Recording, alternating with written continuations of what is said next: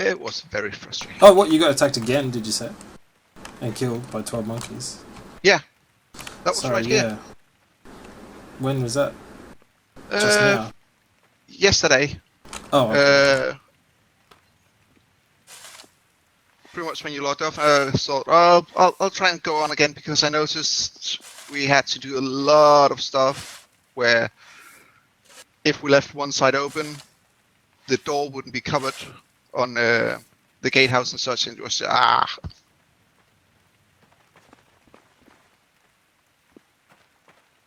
And I went on to try and figure it out. I just figured out, so thought, right, I'll go back, and right as I turn, I hear the footsteps and see them coming. Oh, wow. And what were they? Were they just on foot, or were they Yeah. horses? On foot, 12 monkeys, because you hear horses a lot further away. It was one guy with a bow and one with another of those buddies. Oh, just a badish. Okay. Yeah, and then they had tablets on, and that was it. Okay. I accidentally let one of them pavements slip down. Yeah, apparently when you pay the site, it doesn't maintain it as forward to the next one. Yeah, those are going from 174.1 to 170.1. Alright, yeah. Oh, this one slipped down here as well. Yes, it has.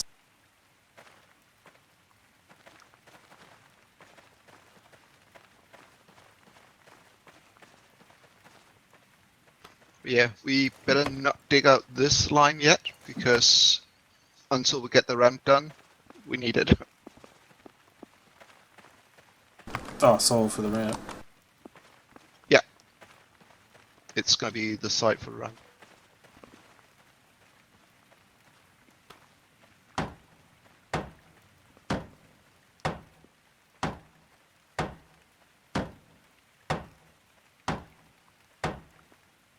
Yeah, Brune panicked and started digging up all the pavement I put down.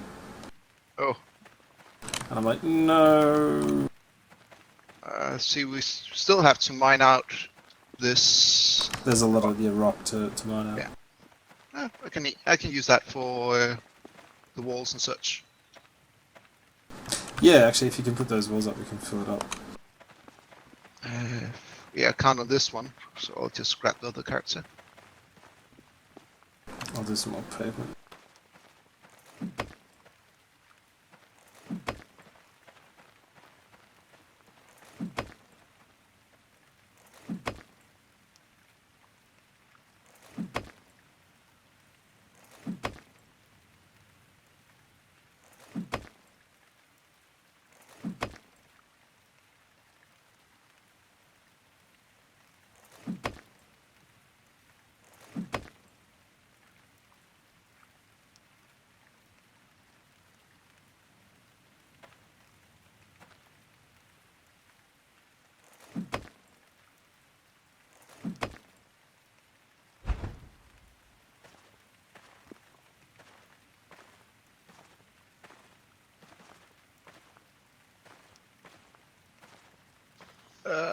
Where's the medic? Also, I got the bug where when I got back in, I still had the damage. Still had the damage, what do you mean? Yeah, I'm down to 35 heart health. Even though I died, I should be back at full. Oh, yeah. Yeah, that's bad. They said they fixed the food hunger limit not changing. But yeah, they didn't say anything about health, so they must have stuffed something else up when fixing the bone. Normal dev practice. Oh yes. So what are we going to actually do with this? Where the gatehouse comes out? We need to raise the outside of it for a wall section. Yeah. And then we need to block off the section down below with a tower somewhere, because this one up here will most likely connect to the inner keep. Because we won't be able to fit a tower up here now. Yeah, it's annoying.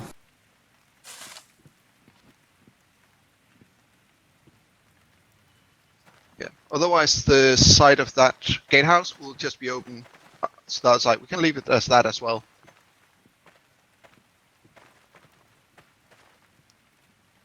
Yeah. Yeah, I guess. Just we're still gonna have a massive drop on that side, and we'll just connect the wall to the back side of the gatehouse. And the only access to that gatehouse will be from this inside keep. So we'll replace one of the walls up here, turn it around.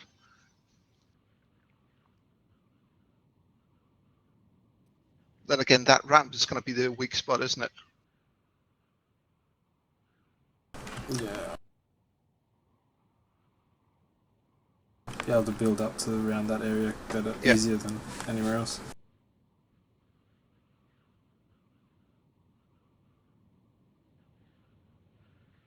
But no matter what we do, there's going to be weak spots. Since we started this base before we planned it all out. Yeah. It was just, oh, we're going to build this inner, and then that's going to be it. We thought they were going to wipe after a wave, or that was about it. It's fun to... for me, it's fun just to go with it and sort of see if we can make it viable, no matter what the terrain. Just logging with my healer. Yeah. Oh, by the way, the archer, he was a crap shot.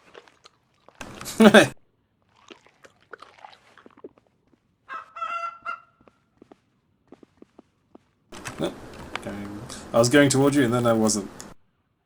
Yeah.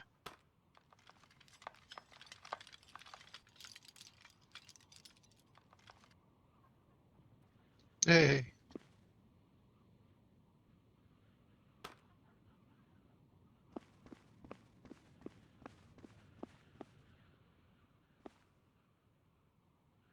I've almost got to 8 in healing. I'm a very good healer.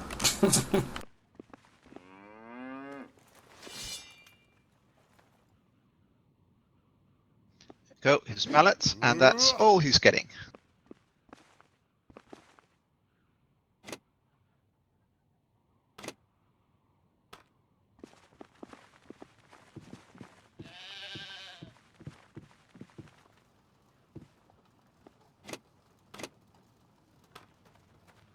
Right, going out to put up the walls.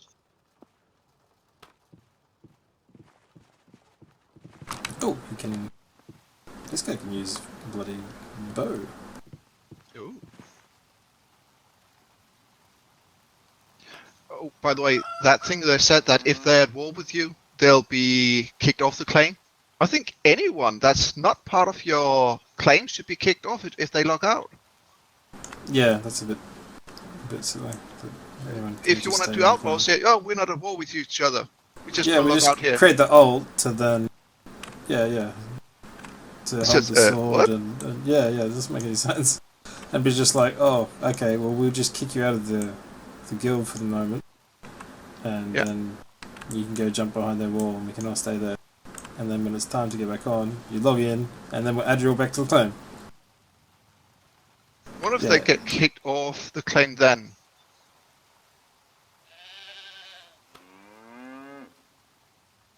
I doubt it.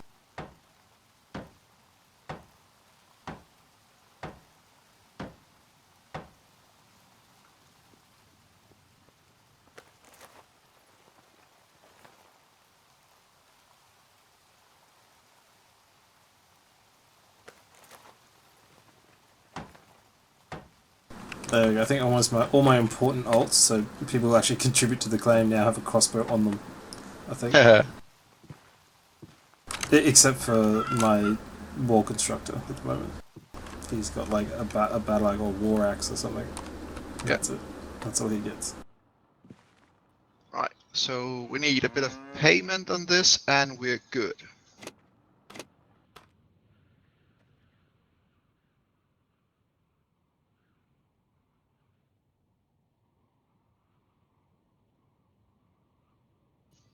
Maybe we should dig up the payment on that block we're not gonna make, so it's not flat up here. Well, it's gonna get broken when we flatten the neighboring tile, isn't it?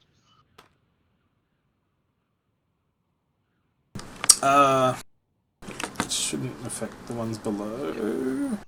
No, it's gonna be. You have the neighboring tiles. They're gonna be flattened with an upward slope. They'll just knock it out of alignment, Yeah, so it won't yeah. be flattened anymore anyway. Cool. Then it should be all good. Yeah, it'll work. It should work fine. Because we have the buffer of a tile. Yeah. You wouldn't be able to do it in the actual corner.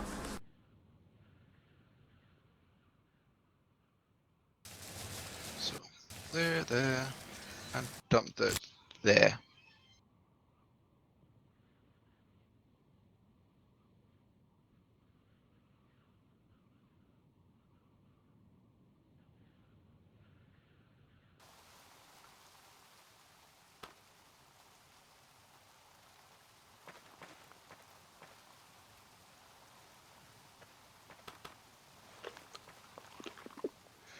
Oh, and I think where we build up for the gatehouse, we'll need to dig out the front row because we need to push it all one back.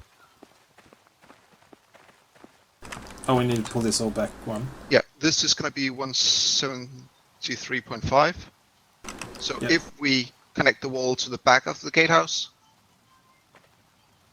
this will be 0.3, 0.8, 0.3, 0. Yep. So this line we can take out. Oh, yeah. I wouldn't worry about that until we've sorted out the terraforming up here in this corner. Yeah. That, or we build up the wall here and here, and then bring it down. But I'm good with blocking off this section and having the door side open. Yeah, I think that'll be fine. I mean, worst comes to worst, you can just stick a wardrobe in front of it. Yeah. And then somehow glitch the wardrobe. Or gain a character up high enough to those, what is it, heavies? Yeah, the Sea shield? Or do they disappear? Yeah. The Pavis disappears, but the Palisade shield doesn't. Okay.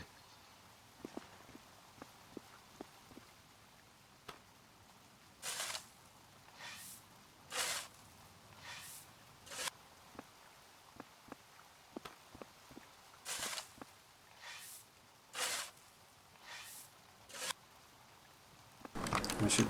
Oh! Bastard thing. But yeah, they are online in the afternoon, my time. Afternoon, evening, my time, that's where they are online. Yeah, so that'd be European as well. So, sure we shouldn't dig this out a bit? Oh, we need to place a trap right here. That's what I was thinking. That's what I was going to say. We should put a trap there. Yeah, But too the bad. problem is, no one actually stands on that, because they get to it and then they put a platform on it or something. Yeah. It's actually going to be a major weakness, isn't it? Yeah. We can put our own platforms above as well, as a roof. That will help. Yep. Because then they can't come up in that corner. They have to come back out towards the gatehouse. Okay.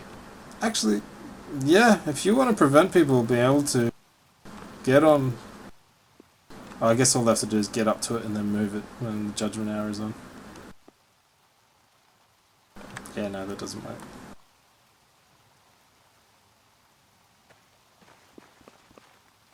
I was like, just have to build platforms out from your wall, going upwards. But people just move them. Yeah. Good thing is, when I died, my hit was not on my masonry this time. Oh, thank goodness.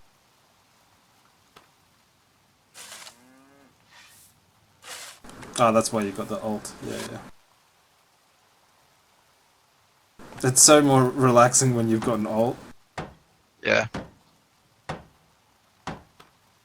Like, I'm anxious if I'm using one of my dudes who I don't want to die. Yep.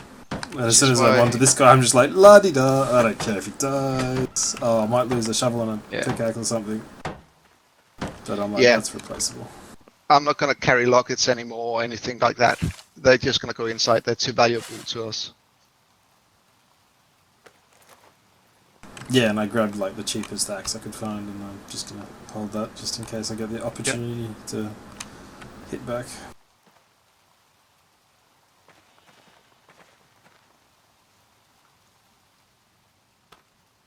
And he's back inside. I'm just going to give him a crossbow or bow. How are we going on the crossbows? Is there still plenty there? Got 1, 2, 3, 4, 5, 6. So we're good. Yeah. Bolts. I think. I can make a few more. We need more lumps though, that's the problem. Yeah, I think I'm going to go bow with this guy. Just give him a bow. It's... Wait a sec, where's all our arrows? I think someone's used them all up. Although I did make 200 last night. Yeah, there's 200 there. Someone's been using all our arrows. Yeah, Bruin's been training. That's alright, as long as he brings me the billets or the hardwood logs, I'll make them. Oh yeah. Just whenever you take any from that 200, I'll then top it up. So if you're taking some now, I'll get on at one point tonight and then make another 200. Yeah, I just took 20. Yeah, cool. Okay, so you want to see the neat thing about paved tiles? Yep. I'll just dig out some more stone first. I'm going to start with at least 30 stone. Maybe more. And take this guy and logging out inside the warehouse. Oh, that's a good point, yeah. Because I've got the one dude in the house. I've got most of the others up on the walls at some point. Although I think I might have actually logged out in the little nook in the stables. Yep. With my my proc girl.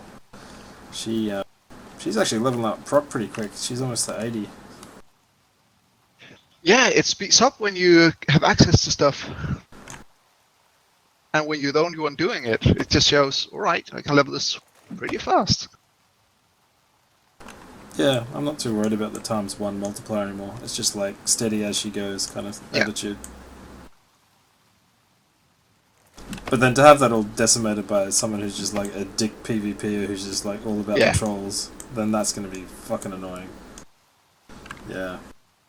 Yeah, there needs to be an actual consequence for those actions. And them saying life is feudal is no.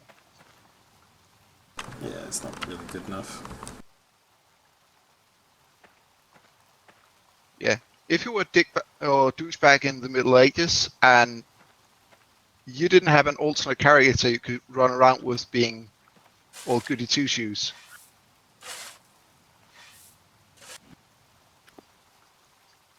Sliding down and paving up. Yep.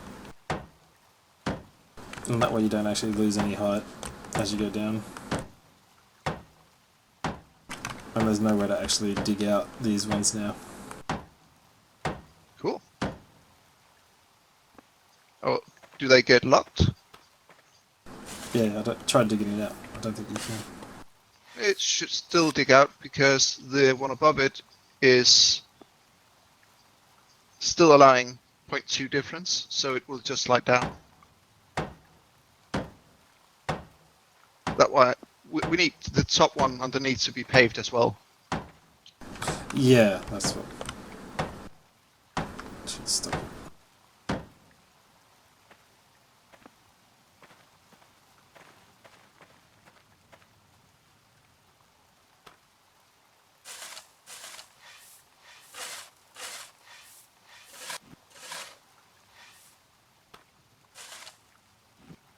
Ugh, 27.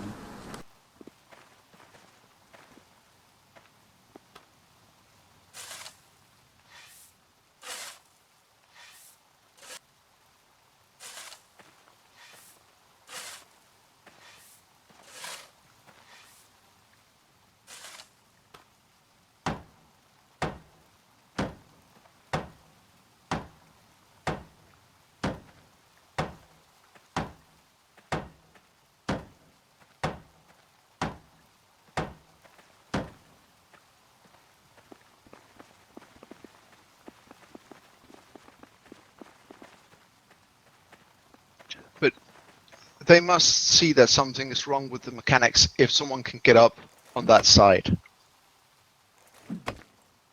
Yeah. You can.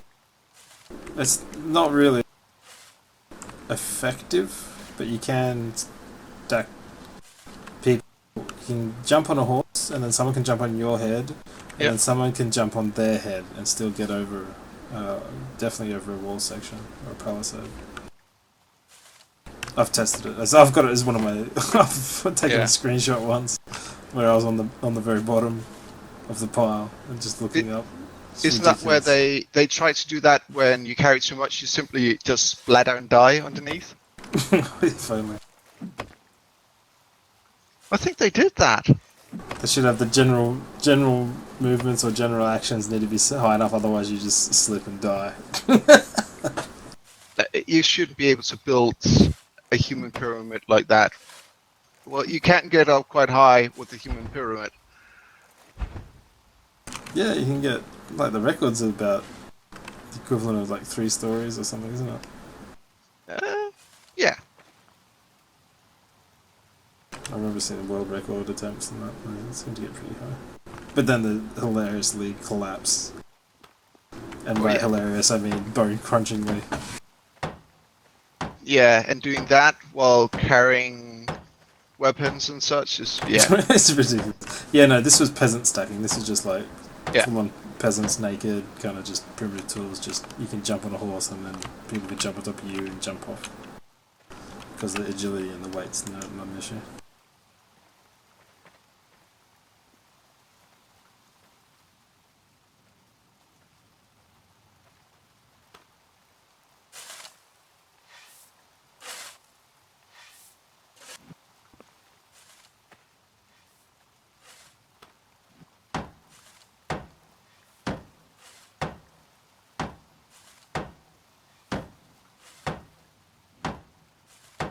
But yeah, they came from the west again, so it is that way their claim is. Ah, good. Good to know.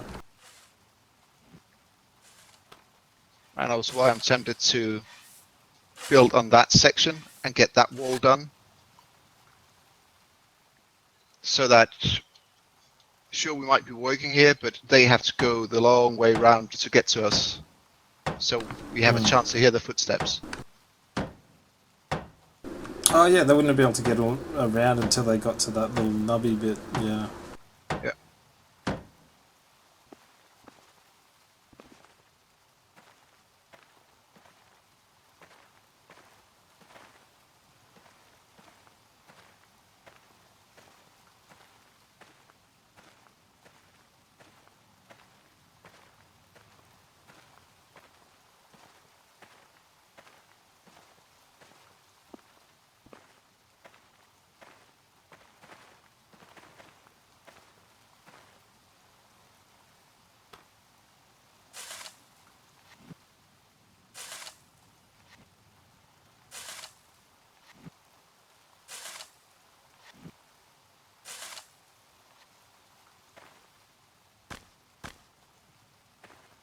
Oh, that's so frustrating. What? Every time I change direction and go to walk or do a little sprint in that way, it just snaps me back to a different direction. Or rubber bands me to a different direction. So I've already gone that way in the other direction, and I Yeah. don't know it until it rubber bands me.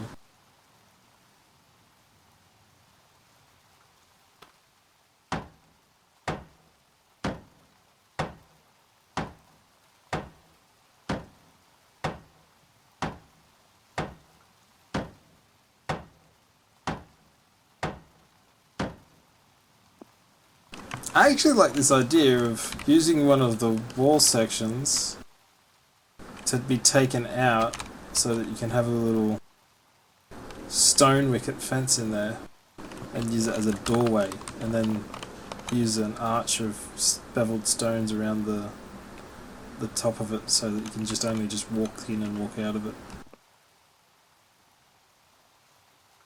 Because you should be able to do that.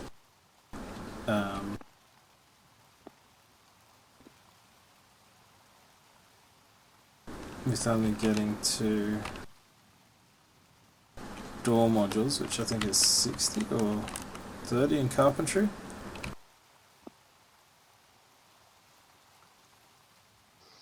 Yeah, we should go on just your own server and test that out. So when you I've do that, I've already tested it with palisades. I'd like to see how it works with the stone walls and how many sort of stone bevel stairs you'd need to stick in, and if it was still secure. Yeah. Because they'd need to remove the top one before they can remove any of the bottom ones underneath. Yeah. So it's not like, oh, that's how you make the walls impenetrable too. You just keep going higher. You could literally like line the walls with bark boxes that went up 5 or 6 or 10 high, and no one could touch them. It's like better than a stone wall. Yeah, they could still destroy them, couldn't they? They destroy them easy. Yeah, but that's where you use like something else. Like, oh, that's great. Yeah, they'd have to destroy it, and then there'd be all these floating bits of pieces everywhere. That'd look horrendous. But that would be an effective way to actually stop them from climbing over the top of things. I forgot about that. Yeah, so what's the most durable, cheapest bit of furniture object you can make? Because, yeah, they need to make the bark boxes and sleeping bags able to be taken down in like one hit. They should not support anything. They shouldn't be placed on top of each other. This just shouldn't be an option. Yeah, that's true. You shouldn't be able to place them above the ground level. They should clip through and just land on the ground, even if they have to do that, or just say, nope, can't be placed here, unless it's flush with the ground.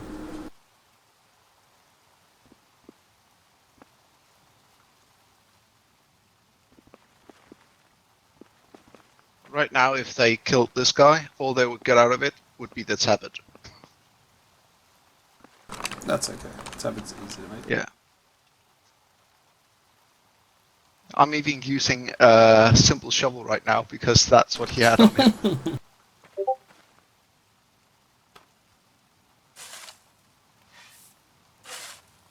But they shouldn't be online for at least a few hours.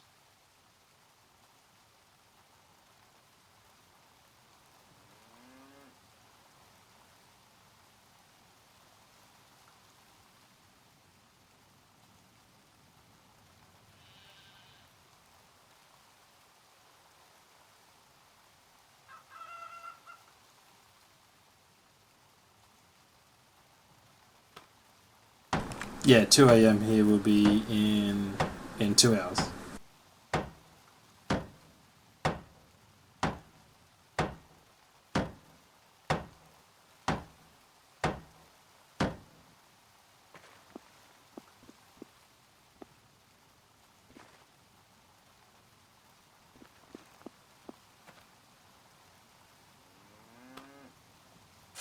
I still think it's going to be a far stretch for us completing this wall. Yeah, I looked at the date today and I was like, oh, I thought we had more days. It's also us getting attacked all the time, such has put a dent in the work. Yeah. Well, you can put up this template for the gatehouse if you want. Oh, you just got it up? Yep, the corner's up. I'll finish connecting the other section, because that means we can then take out the dirt and then no one can actually get up here. Yeah. In this little corner. Yeah, do we want to and then push we'll it go out? to the other side. Or are we just gonna make it go here, Let's just and then just somehow try and block off the door?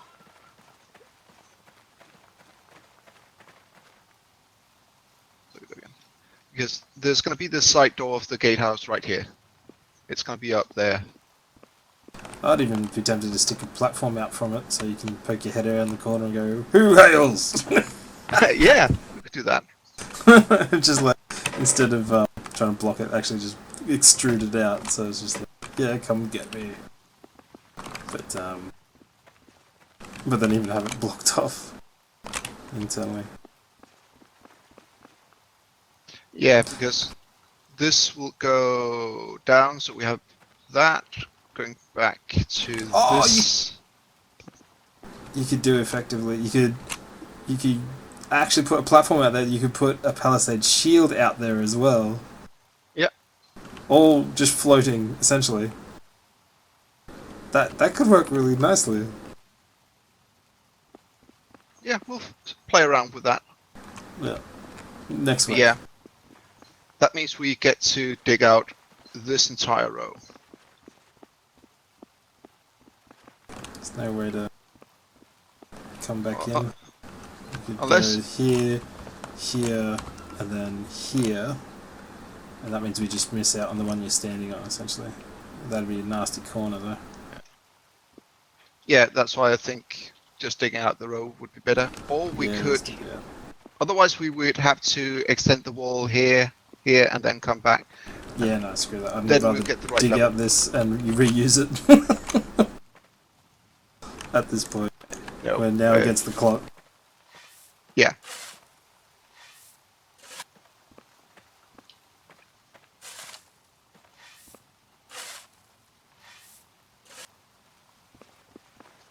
Yep.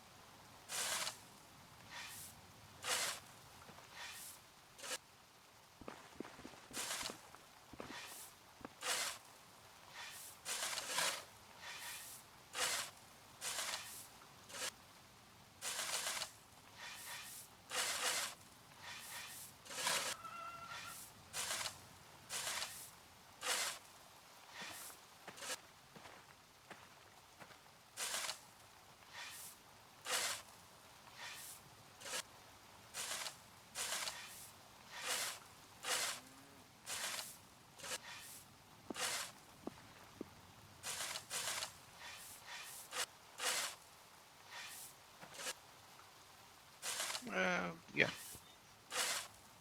Oh, we shouldn't dig too much out. We need to raise these up a bit. Yeah, I forgot about that. So. Yeah, I'm gonna need a bit more.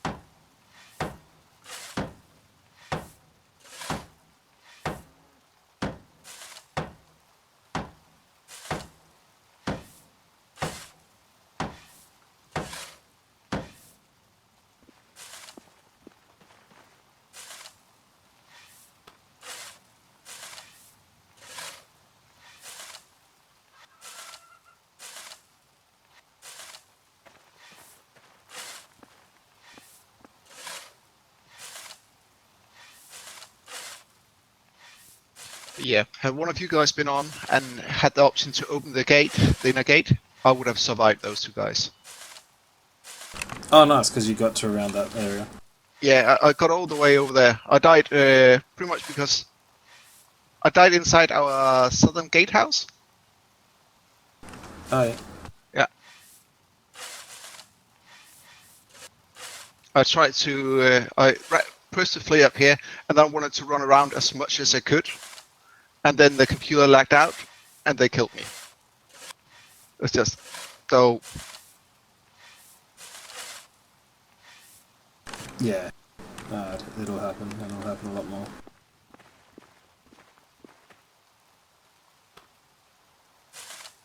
I thought about trying to combat lock, but nah. That's No fun. If they get the drop on me and they get to kill me, they get to kill me. Oh, that's right. Sportsman.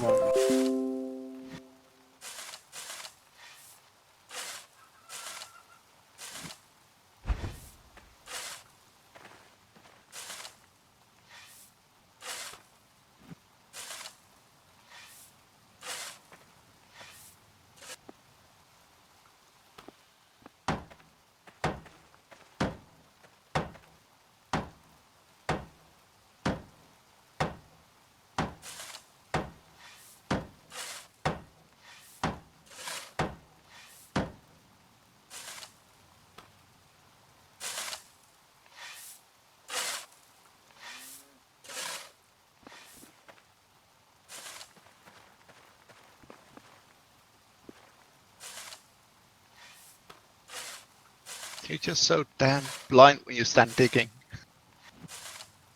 Sorry? I'm digging so that I'm keeping an eye on the east right now. Oh well, west. Yeah, south for me because of the tree line. You can pretty effectively sneak up through those. Yeah. If I say But yeah. run, we're gonna run. Long way around the base? Yeah. That worked pretty So good it's for gonna me. be Except that way was around. you saw the twitch. It's like, oh, there's a horse this way. Yeah. Hey.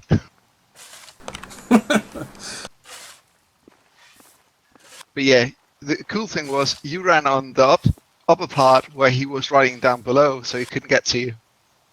Yeah, that won't happen now. Just run. It's gonna run, Forrest, run.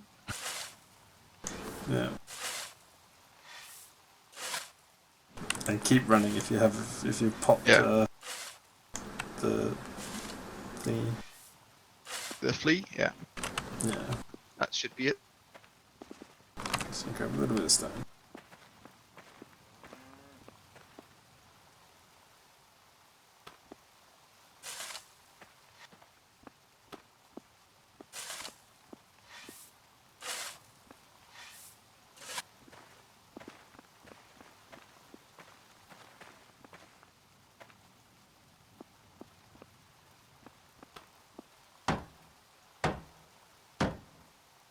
Yeah. My wish was that if I had him following me, being able to hit that portcullis on him, but I think they're too smart for that.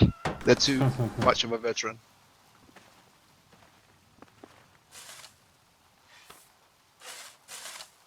People usually learn the hard way. So it tends to stick.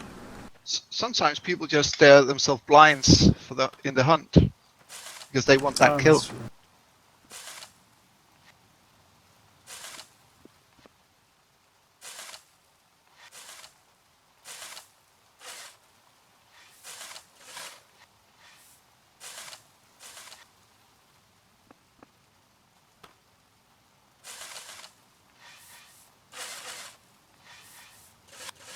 But yeah, just want to dig out so we have a little bit of a ledge here, because that means we can actually stand on top of the wall and dig out most of it so they can't get up. So I can dig this down to 169.3.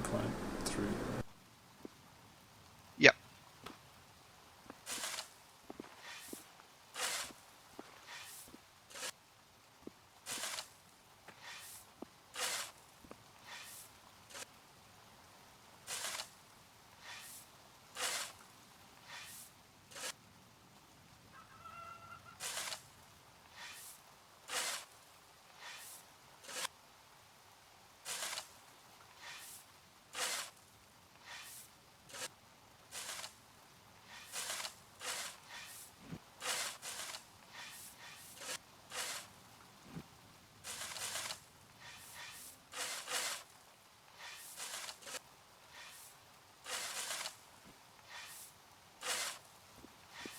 Yeah.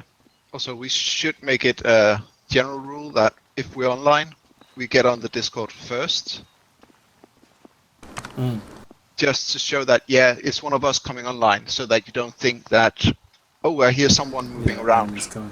it could be one of our guys. I thought first it was one of our guys coming there that way because it sounded like they pretty much came from inside Yeah. the keep. So it's just dope.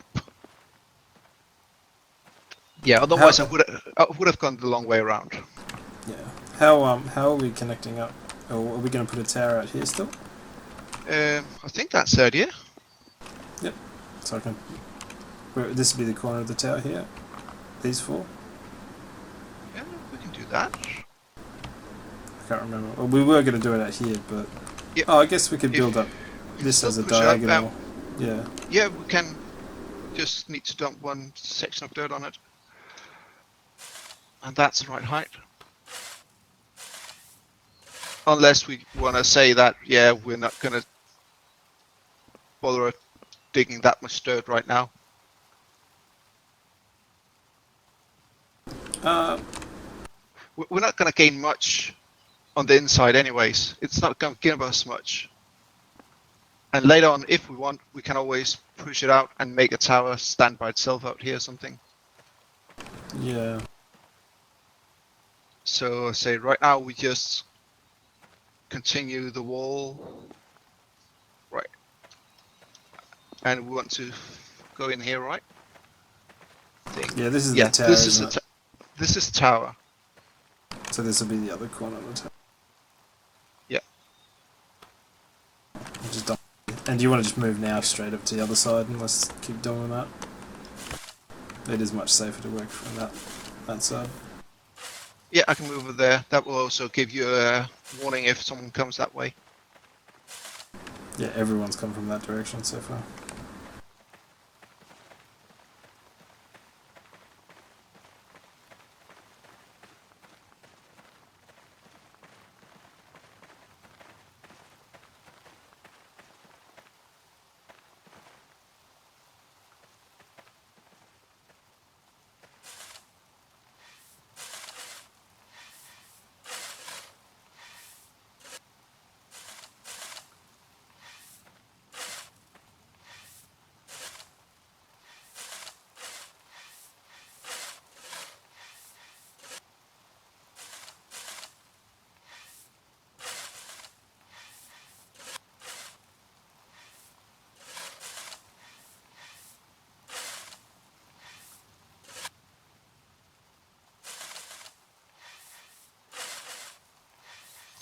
Some of the people doing combat are gonna be so bored. I was chatting briefly with Sharana because I said that I had a copy of the maps from Wave 0 and Wave 1.2. Yeah. And he was asking about them. But we had a bit of a chat, and he was talking about them being just bored. That's why they built. There was a little snapshot he sent through Discord, which was like a complete castle walled in with a castle keep. Yeah. Up in the north, and they did that in the MMO in a matter of a couple of weeks because everyone was bored. Yeah, if you have the numbers, they were just totally you bored. can do it. Yeah, but that's it. He just needed to keep them busy. He said like everyone was just getting sick of it, and he said there's just no end game for big claims. No, not at the moment. No. It's when they start getting the sieges and the big wars start, I think they'll get stuff to do. But like I said, combat in this will be hours and hours of boredom, broken up by short, exciting days. Yeah, short bursts of Yeah.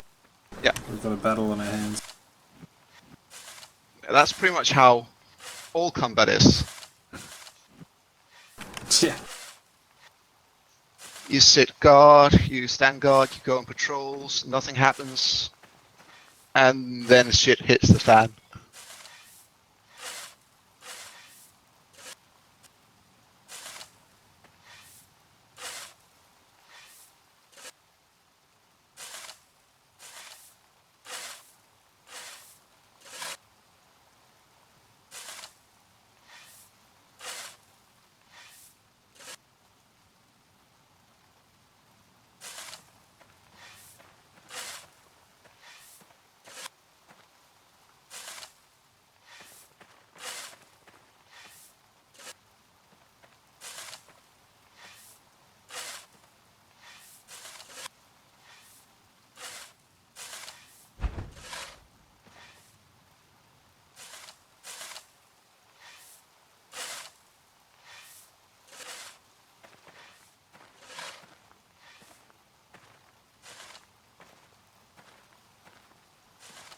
Yeah, I think that's also the problem with the people being douches right now. They're bored.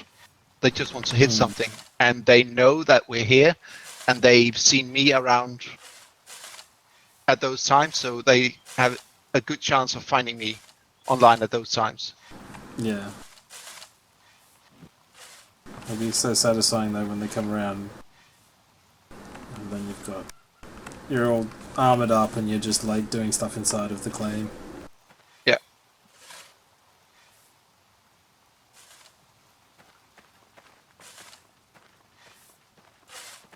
Oh yeah, I would have been so satisfied if they ran in and it showed that we had 2 or 3 other guys on. It was just, hello, now it's our turn.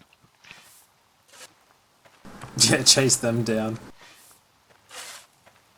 And then they see us get on horses, Yeah, it's just fully equipped. Start following them back. Just keeping our distance until we can see their keep. yeah. And then we try and take them down. And then we try to take down whoever else is around their claim. I would pretty much have a rider follow them for a lot of time, trying to stay out of. Well, if they didn't notice him, just try and keep an eye on them, see where they go. Yeah, one of the Inglorious Baguettes was scoping out. I had to run all the way up to him before he realised I was there. I was on his tail for a long time. And I was much faster than him because I had shoes on too. Oh yeah, I think that's a big thing as well.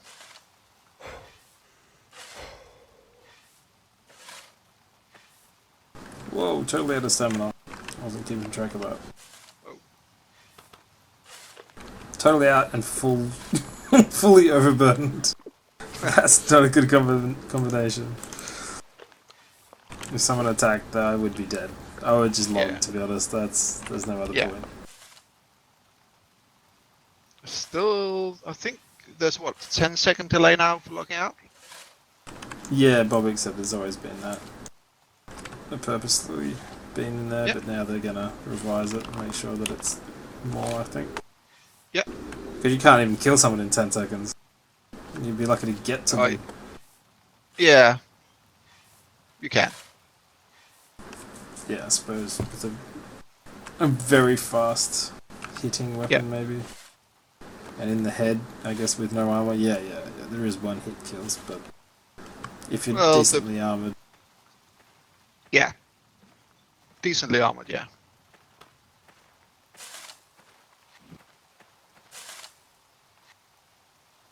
Yeah, Brune was talking about moving into armor smithing. And I'm like, yeah, just maybe help us finish the walls first. Then I'll be happy to see you work on whatever the hell you want. Yeah, and I need to poke my Wrath because he's not been on. He's been streaming a lot of other games and such. Yeah, I saw him was streaming Helion earlier on, wasn't he?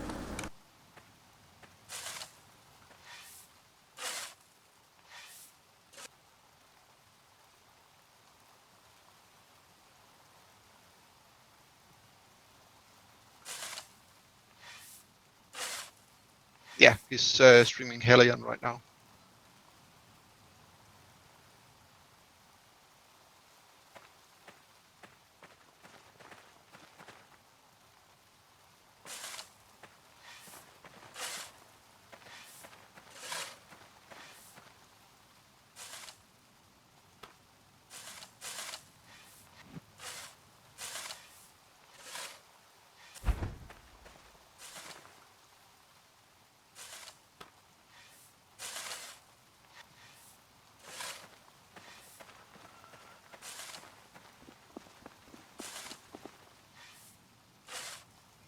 Yeah, building a human pyramid on a horse to get up or wall section that we've spent, I don't know how many hours of getting up, it's just disheartening that it's an option.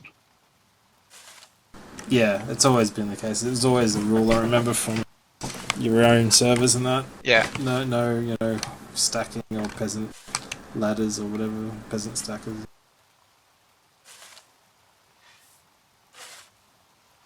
because you can get quite high. Yeah, if they want that to be an option, give us NPCs to guard our walls. Yeah, yeah, I'd love to see that. I'd be like, yeah, you need to pay them the equivalent of you like keeping a horse, in a stable. It's your upkeep. You have proper barracks that you need to build. Yeah. And then that allows you to hire like guardsmen that will then either stay in one spot where you want them, or do the walls, and they just path along the walls back and forth. Yeah. That would be amazing. I'd love to see that. I'd love to see it in GM City. How amazing would that be, where you couldn't kill them at all? Yeah. Or you could kill them, but that would trigger the guardhouse, and 50 knights would come out and hunt you down. You got cavalry coming after knights, and Yes. yeah, that crap! would be amazing. And they should have. Gretz, you killed a guard. Your account is now wanted for killing the king's men. But any new character you bring into the city is immediately wanted. I did it on my my outlaw character. No, you did it on your outlaw account.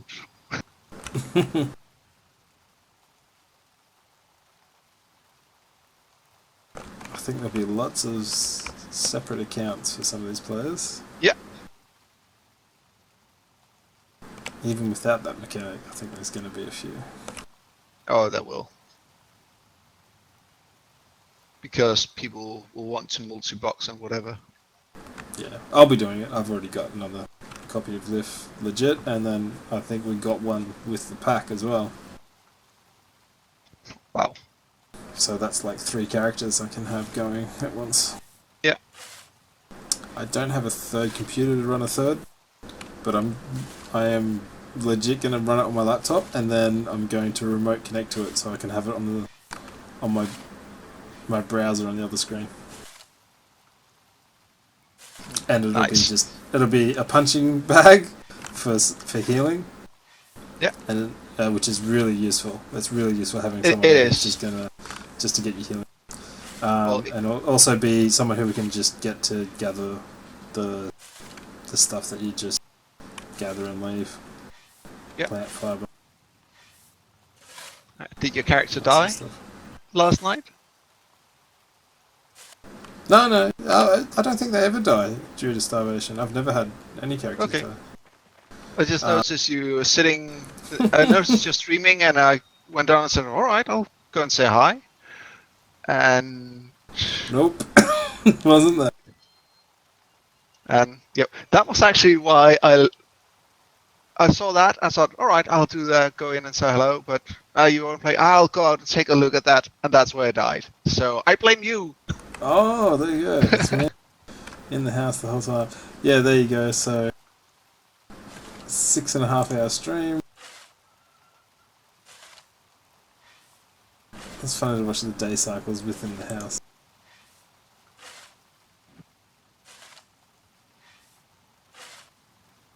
So I stream maybe half an hour.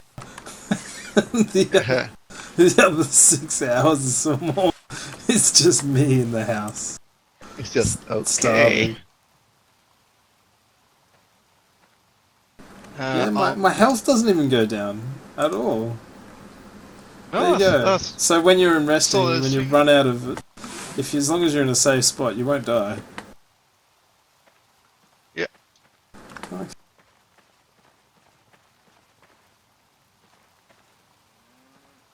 That is good to know.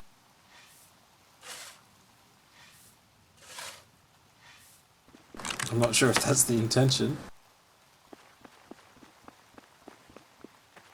That is good to know. 70 stamina's enough.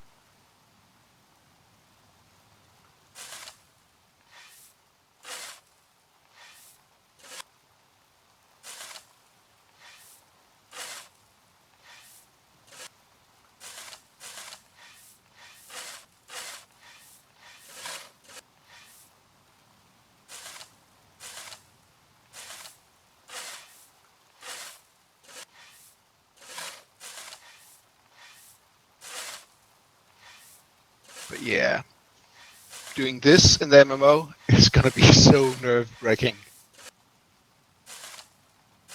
Yeah, it'd be difficult to get anything up because you just have traffic coming Yeah. through all the time. There's gonna be people attacking you, trying to get your metal tools if they see us at a certain level. It's just gonna be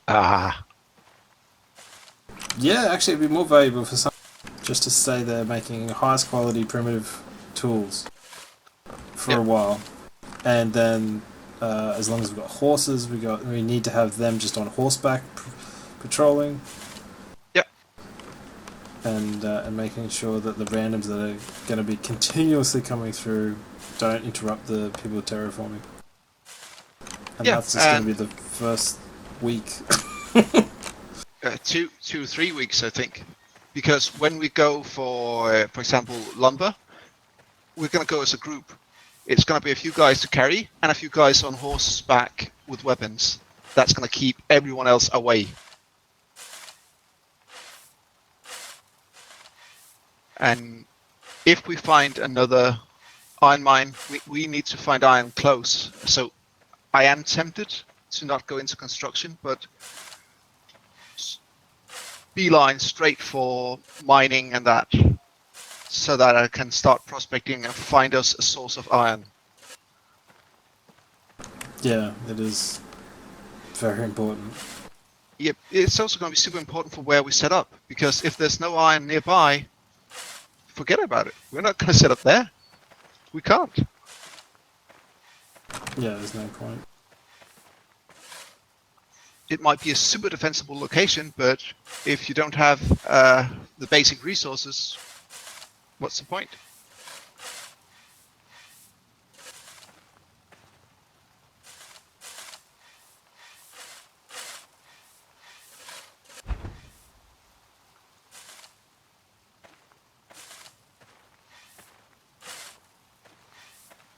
So yeah, I think it's going to be, well, if we had the knowledge we have now, we would either be further towards the valley, or we would be a bit further to, I think, further to the west, where those sources of iron are. Oh, yeah. Well, the dream is to get a claim smack on a source of iron, and hopefully find out that is high quality and a large one. Yeah, that's the dream. Yeah, with all the other stuff nearby, because we don't have access to water. The only reason why we could set up here is because someone could make a well.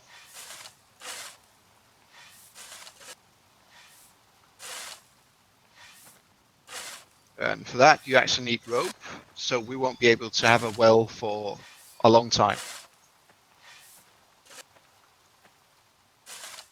Yeah, is that because we brought rope over, or? We had, I think we managed to get stuff for 1 or 2 pieces of rope, but that was it. I thought the well took like 10 or something. It used to, but they changed it, I believe. Oh, nice. But yeah, we did get some of the crops from the first area before we had to evacuate.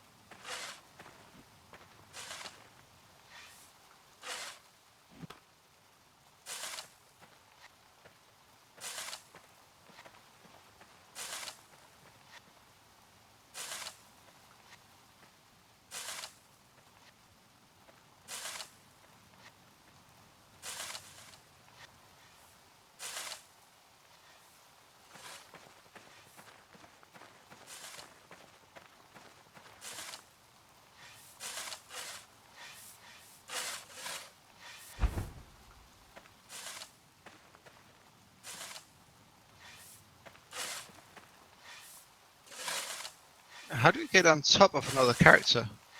To stand on top of them. Right, so you jump from something that's sloped or a little higher.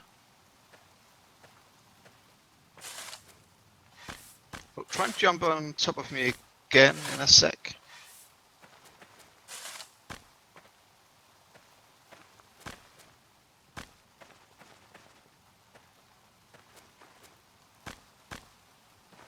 Nope.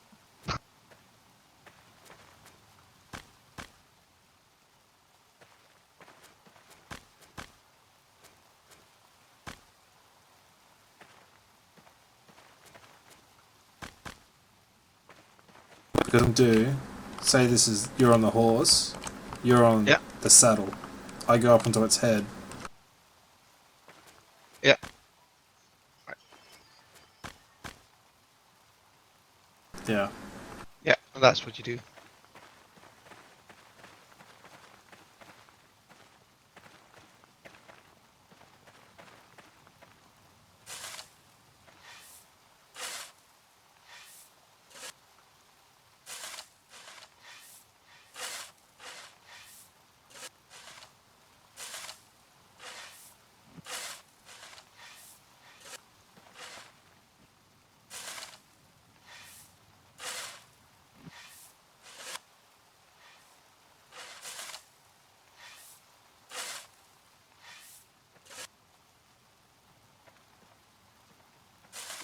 Need to pick up a bit of food.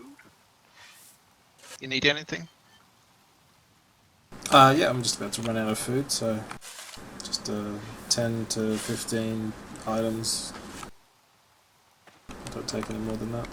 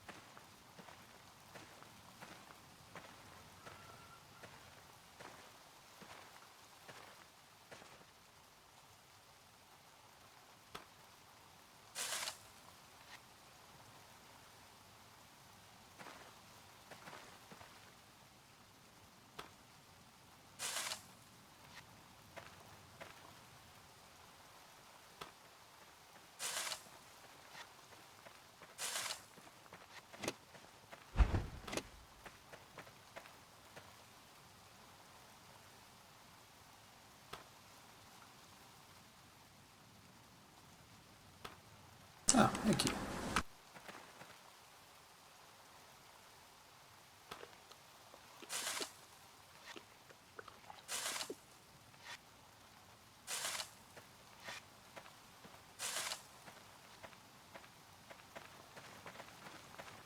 Wonder if this is something Mighty Rat did.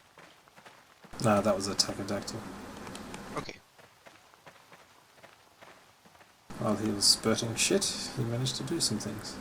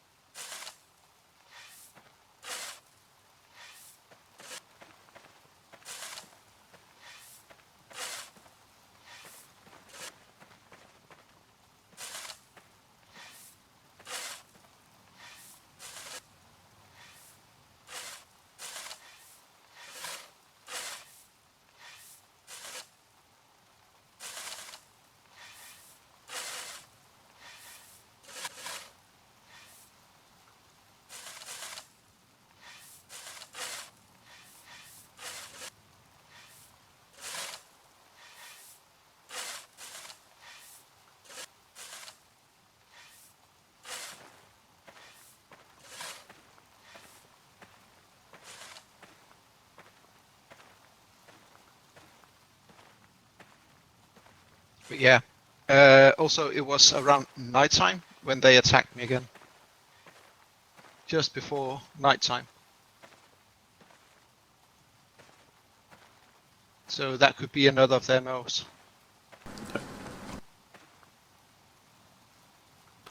means they're safe when they go out from their clan. And won't get caught with their pants down outside near their clan. It was still daylight, so Oh, okay. so they've been running around in daylight, and when they attacked us here, it was evening, and they could probably escape. And they're probably using that claim or gamma setting. Yeah, I think there's some other tricks that people have been using. I get the idea. People have been hinting to it in the Discord. You can do it otherwise. Yeah. It's annoying that they hint to it. That if they obviously know what it is, then really, it's if they only hint to it, that just means they want to use it and don't want others to use it. But come on, bring it out. Tell people what it is so that we can get the devs on the same. Because when they just hint, we don't know if they told the devs. Yeah. If I were a dev, I would pretty much write them and say, right, what is it? Tell me what it is. Yeah, we know your Discord, we know your character, we know your email address. We will ban you. Yeah. Account ban you if you don't tell us what you know about this. And if you know nothing, tell us now. Yeah. But just shut up about it. In other words, if you don't know anything, stop. Yeah. It must be so difficult for community managers to manage that sort of shit. Yeah. You have knowledge of a cheat? Tell us about the cheat, or there will be actions. Yeah, and we won't punish you as harshly. Yeah. If you tell us how it's done. Well, it is a test wave, so people finding out cheats is what's the point? But if they don't tell the devs about it, then it's That's an exploit that they want to try and use. Yeah. That's why having an end-user license agreement that says if you cheat or exploit, we have the option to remove you from the game and you will not be reimbursed. That's pretty much standard in all the end-user license agreements today. Yeah.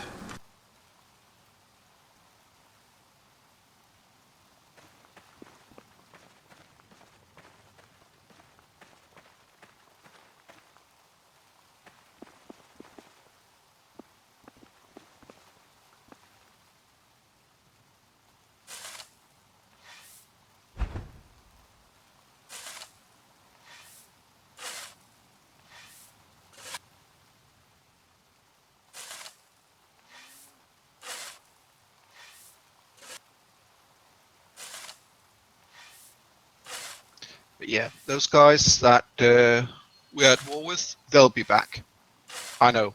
Yeah, it looks like they think we're a juicy target. Yeah.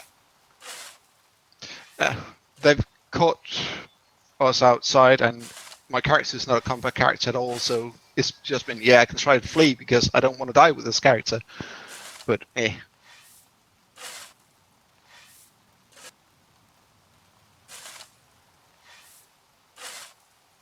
Well, they have found a settlement of crafters because all our warriors are gone.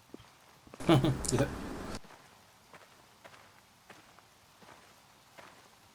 But they may be the crafters of their group that have just finished their place as much as they can. Yeah. And are out hunting. It's alternate characters, I'm pretty sure of it. And their crafters are just giving him stuff. Yeah, because there's no way. Yeah. You just spend all day hunting people. Unless that's what you wanted to do.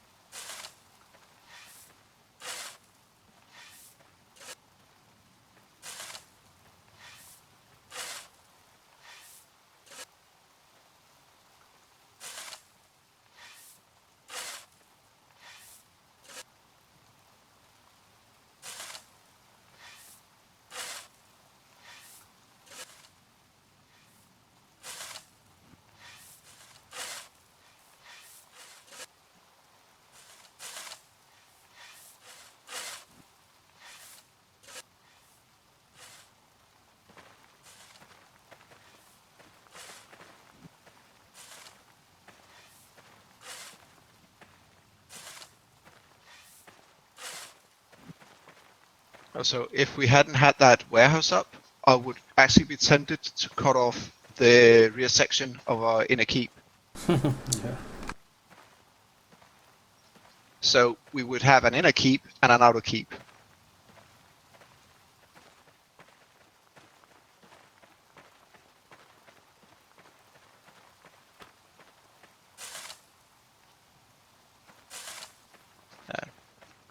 That's for the next build. We know that we want the inside box and we want outer layers. Yep. Not touching each other. Yeah, and that the monument needs to go in this pretty much in the center, and that's where we build out from, not in one corner.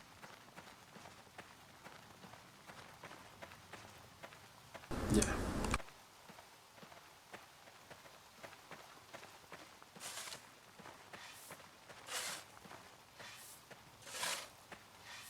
Yeah. When we figure out who's got access to the early starts and what they want to do, that's when I decide what I'm going to go into with my character.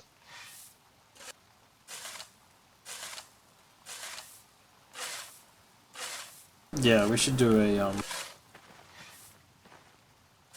claimed leadership mix-up as well, depending on who's there to begin with. We can commit to a certain number of hours. You know that my vote is on you, so.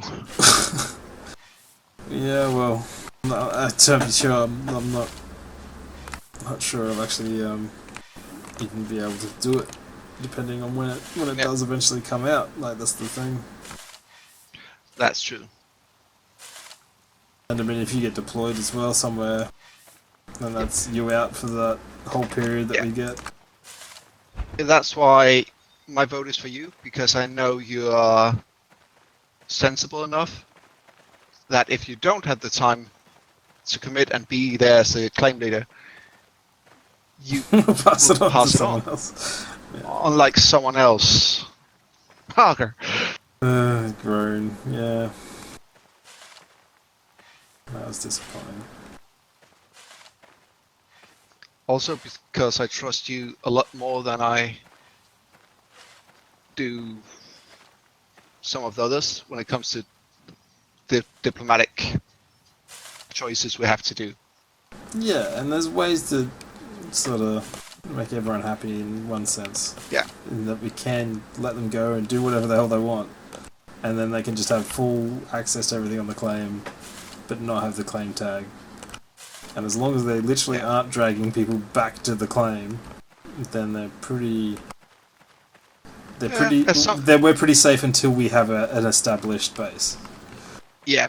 Well, if they are acting complete douches and come back, it will bite us sometime because people will notice the name and they'll try and search for that character. They'll try and find him. And then they'll find LinkedIn with other things. Yeah. Well, it gives us some time. That's all really it does. By not letting them on the claim or kicking them out while they go out and do their thing. Yep. All they have to realize is that the numbers in this is going to be a lot higher than a Yawn server. Yeah. That's why. Oh, you have to show them you're strong. Yeah, you don't show them you're strong by writing out 2 or 3 guys. That's showing them as strong. That's a scouting group. Is the full 20 fully armored, fully kitted, full war horses riding out, in formation with tactics. Have a couple of scouts, and Yep.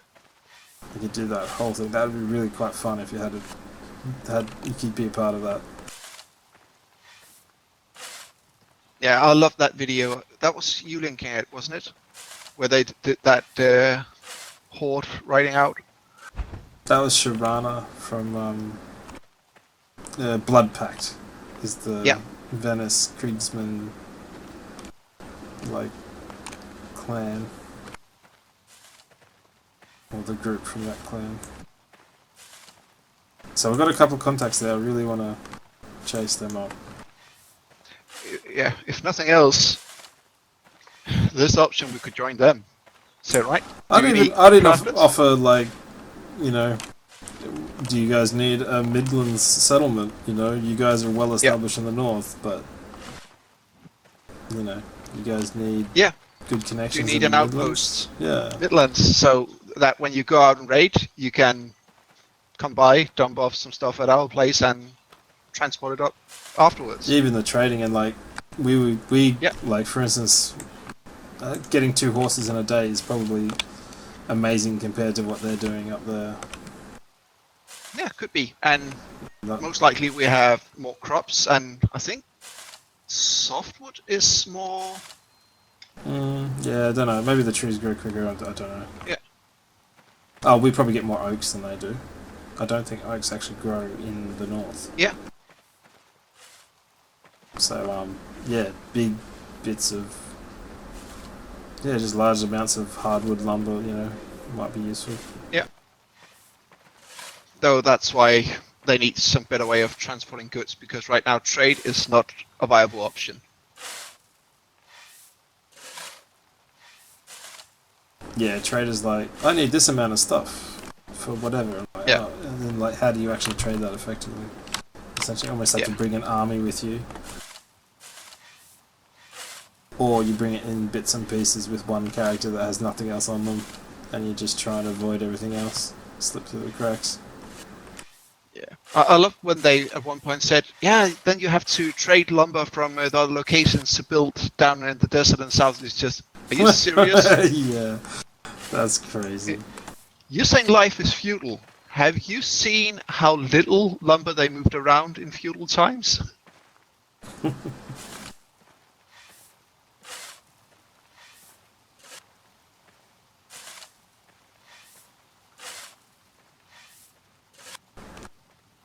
Yeah, if people are getting bored, I'd just be like, okay, now we're setting up the desert encampment. You need to go out there. Here's a few sprouts. Get to work.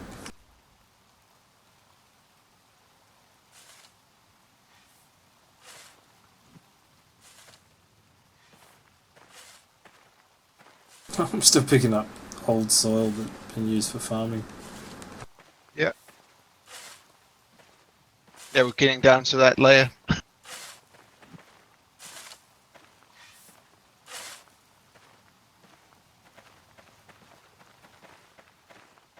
Yeah. Lots of the soil around here is pretty high quality for the farming, but no farmers, don't care. Yeah, it pains me because I know all my animals rely on the stuff that Yeah. is evaporating quickly. Yeah. Once we got those up and we started using those materials, we found out, yeah, we're not going to have enough for the next run. And since we have no crops growing, bummer. Oh yeah, that reminds me. I should set a reminder for me in a couple of days just to take out all the animals and just no more prop. Because even if I can't get on in a day before it shuts down, that means we've lost all the animals in there. Yeah.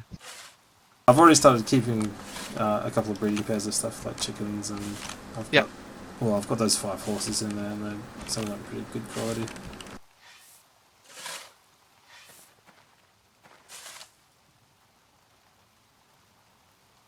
Oh goddamn! I'm running out of this stamina again.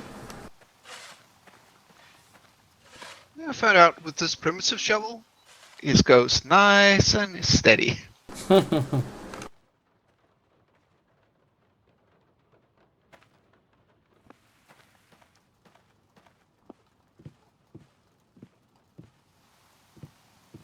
Just climb up onto the tower or onto the gatehouse. Yeah.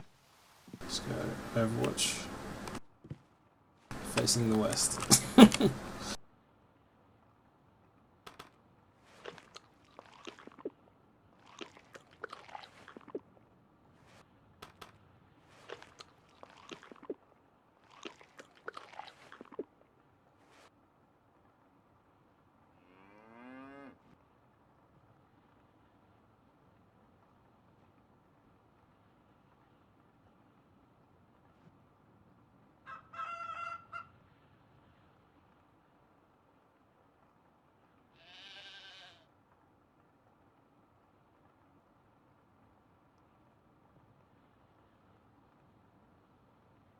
I think that must be pretty close to us.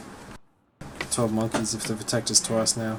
So I think they're in the next server towards MMO. Yeah. Oh, did Brune say you found them? I saw someone asking. I think Boone saw someone asking in one of the chat. I can't remember if it was Discord or general chat where they were, and someone said they were close to the starter city. Yeah, that's right. I do actually remember reading a comment. I just did a quick search in their Discord, Yeah, someone commented on their position in that tile. Yeah. Cool. Well, you know where they are. Still haven't seemed to have heard boo from the other claim down there. There's the wooden keep. No, don't think so. Unless it's it's not the French, is it? They're to the south. Yeah, they should be in the south. They're along the mountain range in the south, I think. There's about 2 or 3 claims on that mountain range when you go south. I think one of those. Yeah, those guys. Oh, there you go. Another AAAA declared war on Wolfsrud. Rudel. Yeah. That's the biggest one on this tile. That's one up northeast. It is massive. Brune and I checked it out when we went for a little adventure. Before dying horribly because of bloody server crossing glitches. But yeah, the Wolf's Rudel is actually rather built up and is active. Yep. So I'd be like knocking on their door going, "Hey, Wolf's Rudel, we know where AAAA is. Yeah. Wanna come destroy them? Here, Yeah, have some whatever. Have some horses? I don't know. Yeah. There's not much we can offer. No, not if they are active and have a lot of scoop.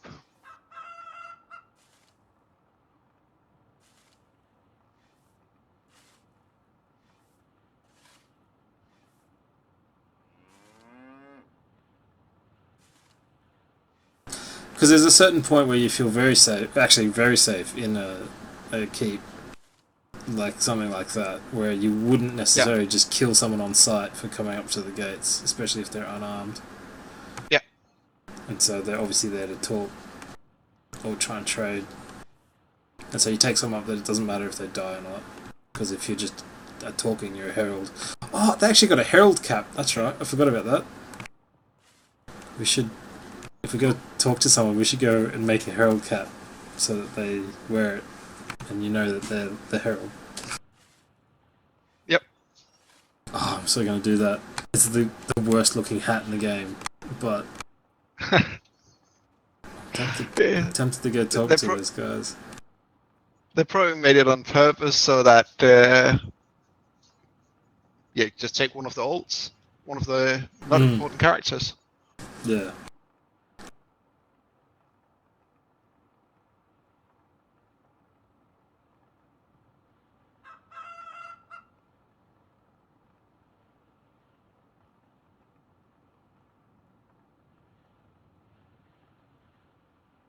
Yeah, they're connected to another claim just south of them as well, so they must have be allied with the big Star Fort. If you look at the map, there's a big Star Fort.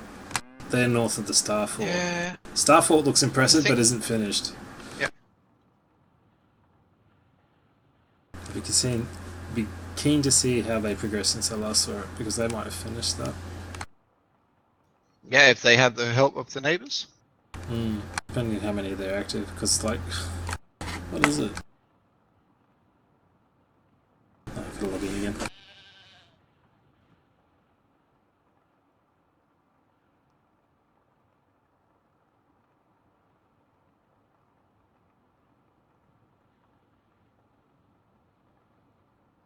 Yeah, okay. 186 people online.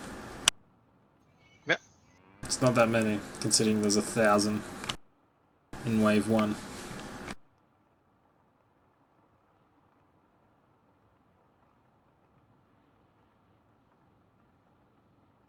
It's sort of should be a signal to the devs that you need some incentive for people to come on. Yeah.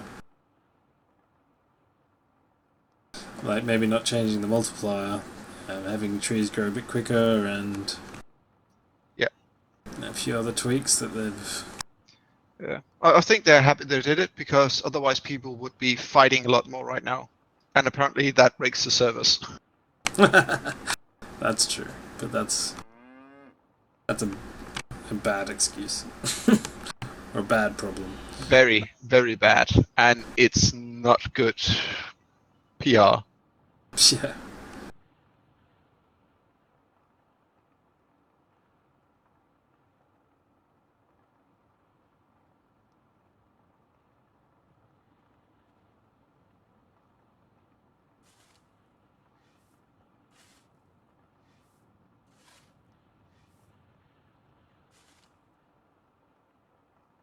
So we can claim the flattened out area on the mountain above us, since Yeah. these peaks are going very quickly.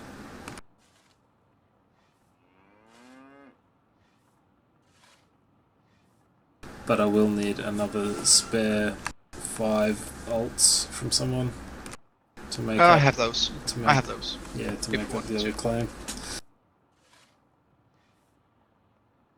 And then you'd still need to sort of enclose it in walls. Yeah. What I do. War on Among Us. So Doesn't ring a the bell.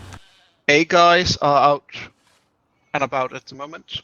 Do you have to go onto their claims? You don't. No, you just need to find the name in this. Yeah. And then set it to on with war. I'll be right back. Yep.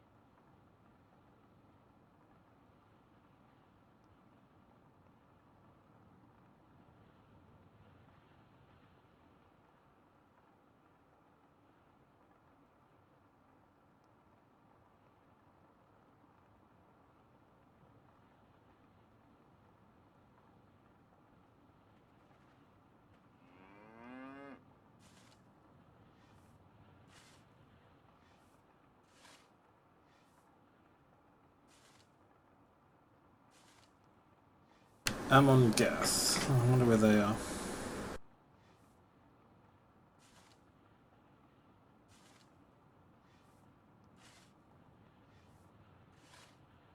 Oh, my dude finished resting. Yeah. That's gonna be another thing. We're gonna take a screenshot of the big map and have it on a closed page or something, and people can start plotting in where have they found the different claims. Oh, the names of the different claims and who it is. Yeah. Oh yeah, that's a good point. Jeez, I should have been doing that already the whole time. And well, we can also. Oh, you mean for the proper wave 2? Yeah. Yeah. Oh, that's a good point. I think it's not a super useful tool, but there is one out there already, a free one to use that you can make private. Yeah, there's one where just for your own, where you can set up for link and such. If you don't have the link, you can't find the map. Yeah, if you're, I think you might be thinking the same one. They actually have it set up for the MMO now too. There's an MMO map equivalent that you can use. Yeah, because that one you can also mark where's the iron mine, where's the Yeah, they got the different icons and tags and stuff. yeah, Yeah. and we it's the would, for same. example, put an icon for right. This is where we encountered these guys and fought. So small battle tags. Oh, that looks so cool. Those Watching it evolve. yeah, Yeah. And instead of removing the icon, you just have it like the line crossed through because that claim is now being destroyed or something. yeah. Like that. History to the map.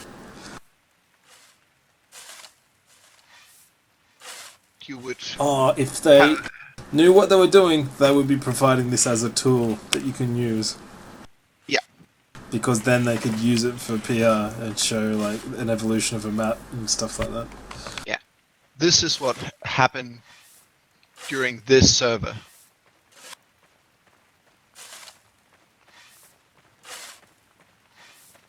And it will also be that some players would use the map for nothing else but make the history, being the chronicle of that Yeah. server. Oh, imagine being able to mark someone as the scribe. Yeah. That'd be cool. And then they're in charge of like the map and they've got access to the map.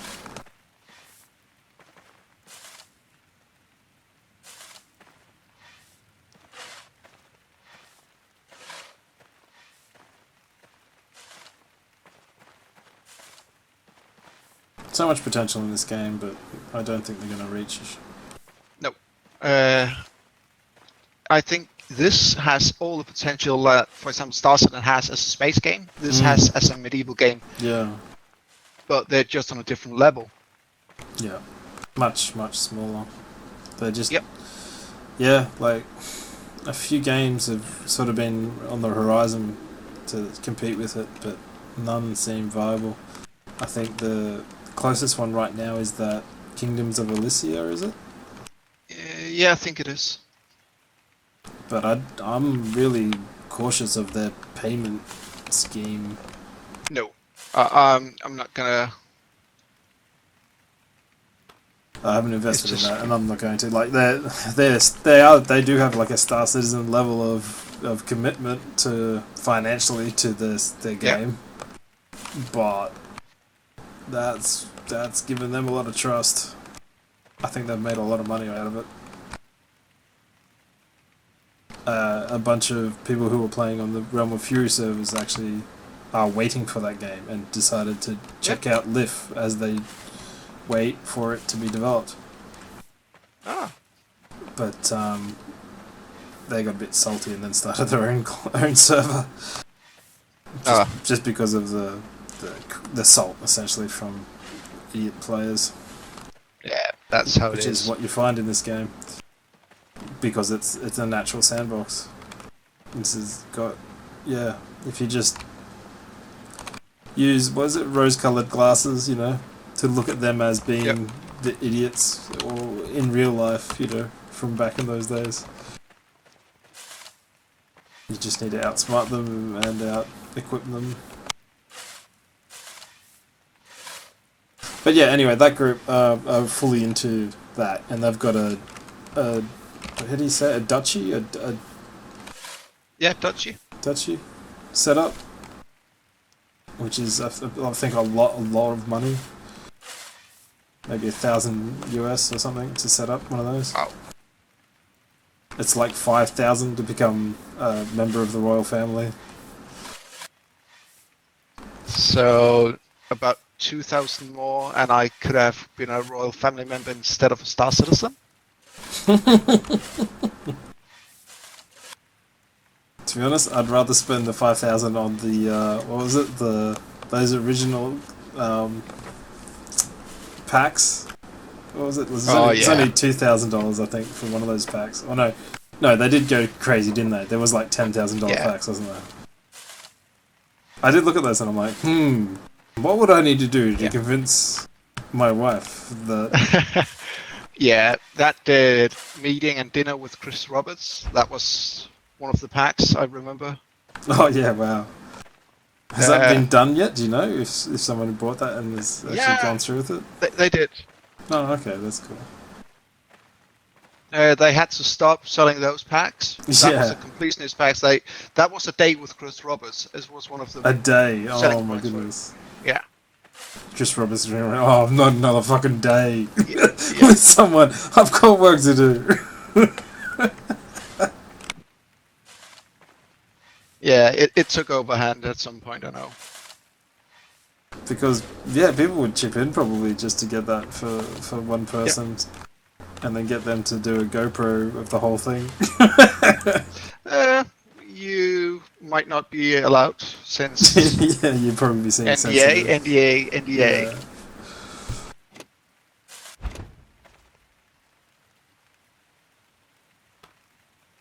But still, they had a bunch of good ships. Had the military Idris in it as well, didn't it?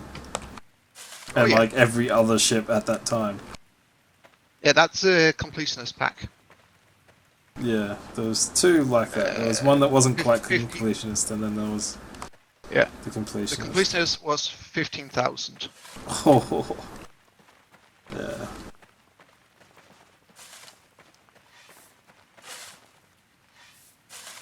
So yeah, I'm keeping a wary eye on the kingdoms of or chronicles of Elysia, seeing how that Yeah. pans out.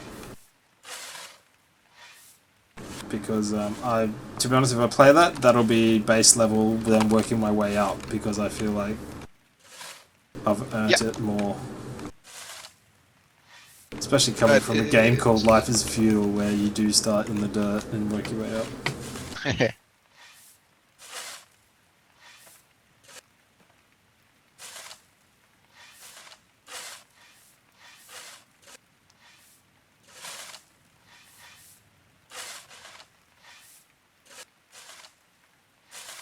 Yeah, but I do like the level of simulation this is. yeah, I do. The same. I get the same from the Armor series as well. Yeah. And hopefully from Star Citizen. Not feeling it so much at the moment from Star Citizen, but I imagine once they've got enough stuff in there, it'll really start to feel like it. This last around the verse. Yeah. It was a good one. Did you see the further sneak peeks of that ship? Yep. It's looking pretty good. It is, but it's a combat ship, so I probably won't be getting it. Yeah. I'm just interested to see the scale because I can't quite get it yet. Yeah. Because it looks big. It looks like twice the size of the... What are they called? Vanguards? The, What? Vanguards? that, there's a version called Vanguard of that ship, isn't there? The, Vanguard is a heavy long-range fighter with the turret on top. Yeah, I feel like they're like Man a turret. bit bigger than that. Wow. That's the scale I get when I see it. I'm just like, wow, that's actually quite large. My wallet's gonna scream at me. Because they need something to replace that as well, because it's meant to be, the Vanguard's meant to be the old one. Well, that's my reasoning anyway. Yeah. But I like the Vanguard as an idea, it's quite cool. I love it as an idea. I don't like how they marketed it and sold it. It's a zoom and boom. It's a P-47. You go in with high speed, you strike, and you get out. That's not what it is anymore. Yeah. No, it's like the old workhorse of the old days. Yep. It feels like not a strike fighter. I think it's gonna come into its own as a long-range strike fighter and an escort fighter when you get the verse going, because it's gonna have the legs for it. It's gonna have the option to go those long-range runs. Yeah, that'll be cool. And I know and I hope they're gonna keep to it that a lot of the super fighters, they won't be able to go long range, not without the refueling support. That'd be cool. Yeah, I'd love to be able to see what additions I could do to the Super Hornet to see how you could modify it to go really long range. Because I wouldn't mind that accompanying the equivalent of the Carrack somehow. As I just a think the fodder carrot escort. comes with a snub fighter as well. Yeah, and that's something else I want to see what I can jam into that. Yeah. That small space that they have for whatever it is. I hope it's a platform so that you can stick whatever you can fit in there. Yeah. Most likely it's going to be something like the Merlin, where it's only that ship that fits in it. Though we have hopes that you can select whatever you want. Oh, if it's going to be a Hurricane, then I'm not going to complain. But it's not. It's going to be some other non-jump point craft. Yeah. So it being exploration ship, I think it might even be something that's a two-person, not a one-person ship. Oh, yeah, like an Origin. What was the small X85? X85? Yeah, that's it. Yeah, something like that, but a bit smaller and Yeah, that or Argo. it'd have to be Anvil though to go with the Carrack. Yeah, something like the Argo, I would think as well. I'd actually be really keen to see that. I can't wait for that. That's more exciting than the actual Carrack ship. Carrack ship, I already understand the shape and sort of basically how much interior I'll get with it. Yeah. I'm looking forward to see the layout because, in my opinion, they got the layout, almost got the layout of the Caterpillar right. They failed on the Starfarer, the interior design. Yeah, it doesn't make much sense to me. I always get lost when I go into that ship, and you definitely shouldn't. It has so many places where there should be an airlock door, or there shouldn't be Yeah. a stupid elevator because it makes no sense. That felt to me like, oh, we're going to put this in because we need to showcase that we can do it and try this mechanic out. Yeah, Make it work.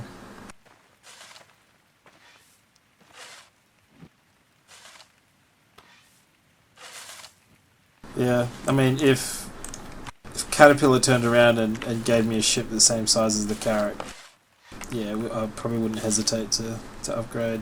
But the Carrack has a lot going for it. I mean, it's meant to go for very long distances, so that alone is pretty alluring for me.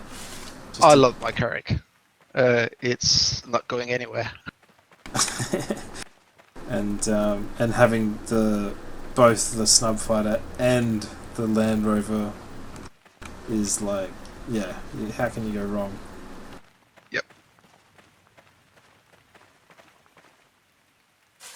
And of course I'm going to swap out the Land Rover with my dual Dragonflies. Ah. I'm sure I could stow them in there. Yeah, I'm down to one Dragonfly. It was the yellow one I won. Oh, you won one, did you? Yeah, Saurus channel. Nice. A lot of people were, what? A non-sub win? Oh, really? You're a non-sub, yeah. Yeah, and apparently I had won one before, but I had to go to the toilet and I missed the drawing. Oh! And the next one I win, and people are just, what? How do you do that? That's super hacks! You just won the other one! Totally rigged.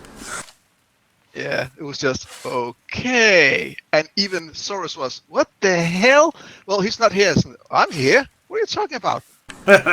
So he almost redraws. Yeah, re-rolled it, yeah. Yes. I was just, well, I had to go to the toilet last one, and fair enough. I wasn't there. I didn't win.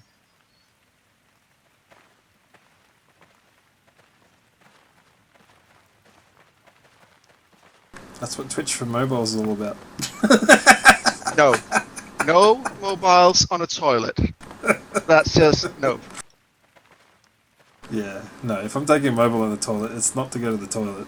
It's to get away from whoever's not in there. Yeah.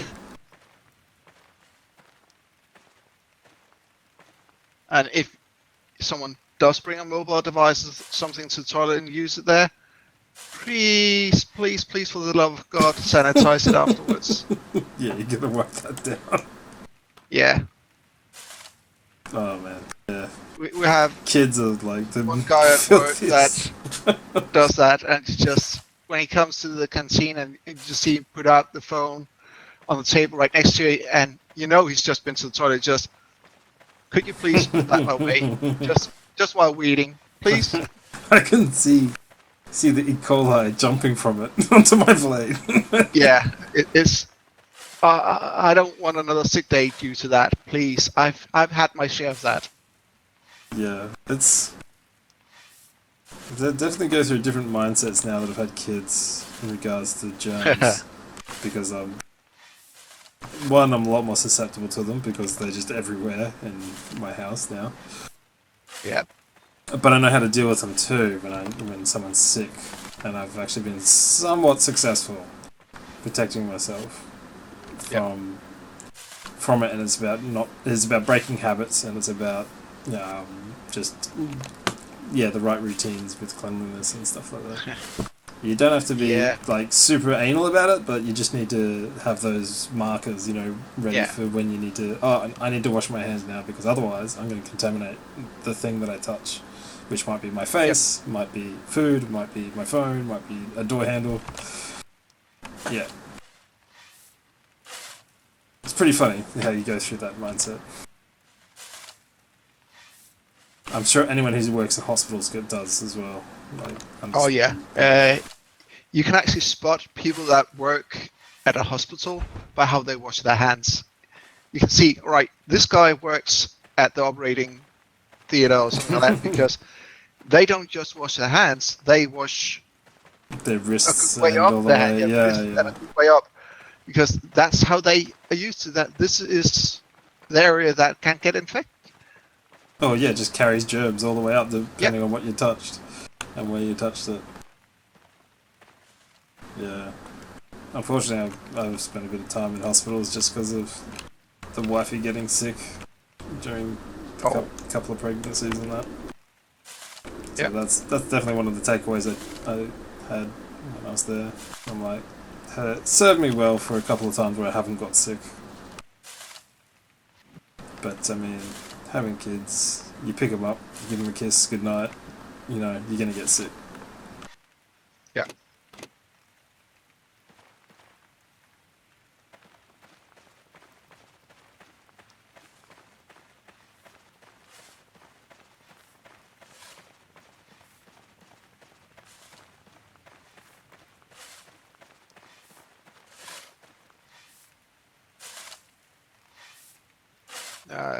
I've had that pretty much every time I've come back from a deployment. I couldn't go anywhere with having a small bottle of hand sanitizer with me. It was just a habit.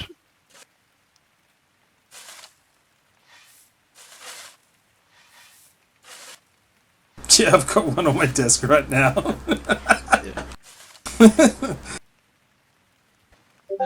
I have one on my shelf. That's not too far away.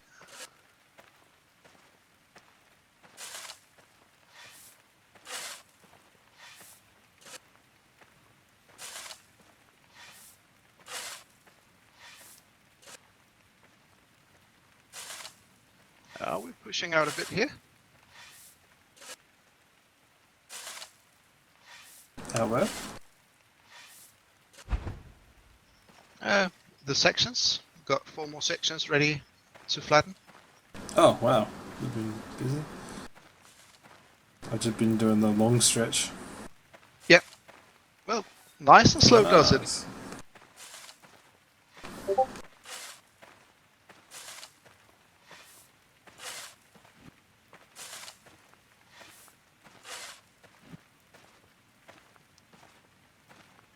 And we talked about what? Midway, we wanted to do tower. Oh, tower, that's right, yeah. And that's about just 1 tower, right? That should be enough. Yeah, just 1 tower.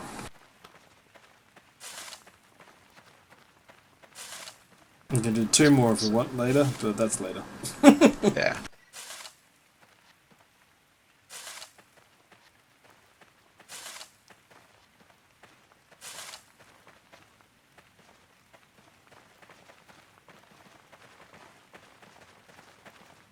Look at this stone.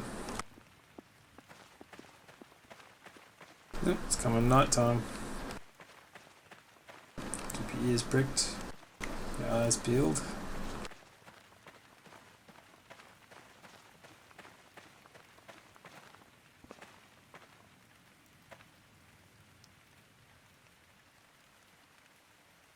Right.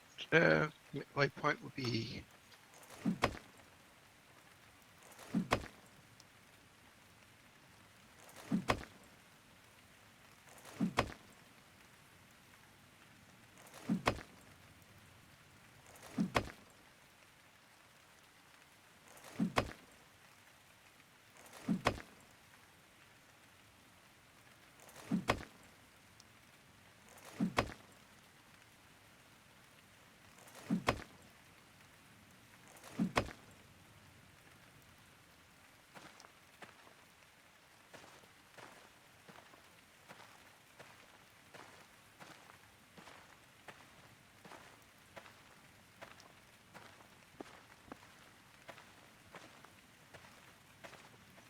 By my count, this would be where this tower is. This should be midway between the 2 towers. Oh, okay, cool. That's a lot closer than I thought. Yeah, because it's 9 tiles to each side. Excellent. So yeah, we're almost halfway.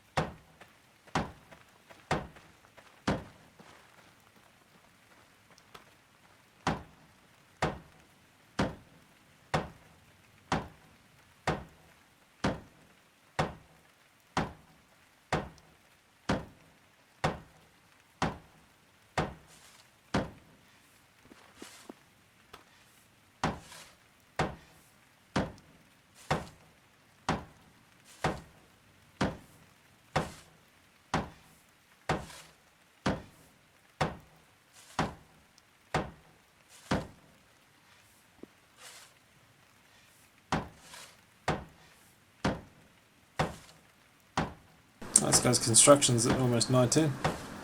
That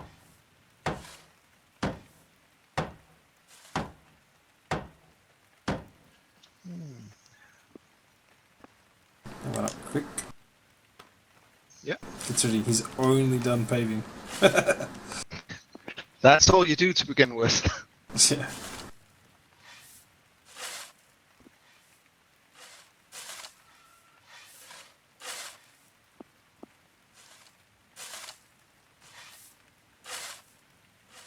Yeah, you said you really wanted to go into forestry, right?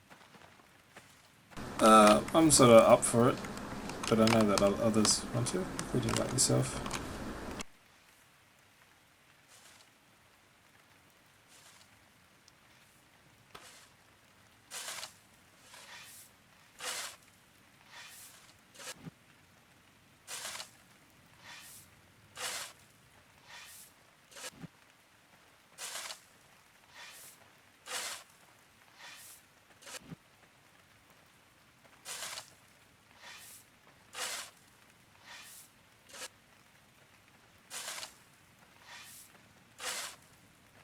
Why is that? No, just trying to figure out what the group of us that has really early access want to go for. I think if you want to give construction a break, I'd happily do that, Yeah. and which means I will be kind of tied up between probably a mule for Yeah. terraforming, and then the construction dude. Well, then I want to not die a lot. Yeah.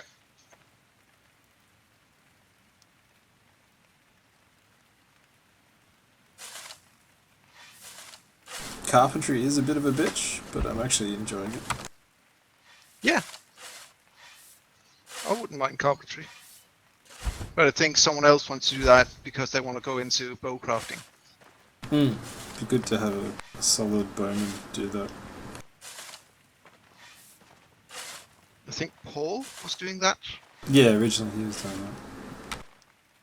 But then couldn't commit before the judgment hour. Yeah.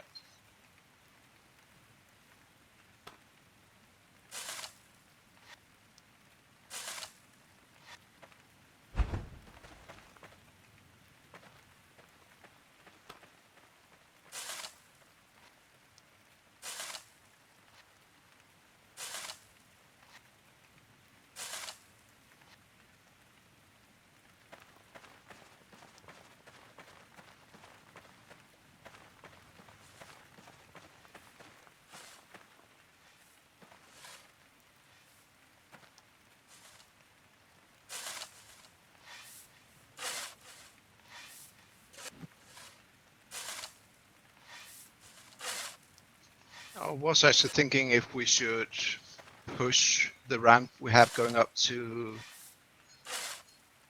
our southern gate out one. Oh At yeah, some so point. we can put Yeah. a bridge across it. Yeah, that's not a bad idea. Having that access everywhere.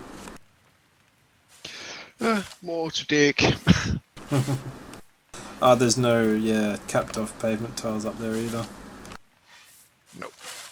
So you might even want to push the soil out one from the gatehouse and then pave it all and then Yeah. drop it down. That's a lot of dirt. Yeah.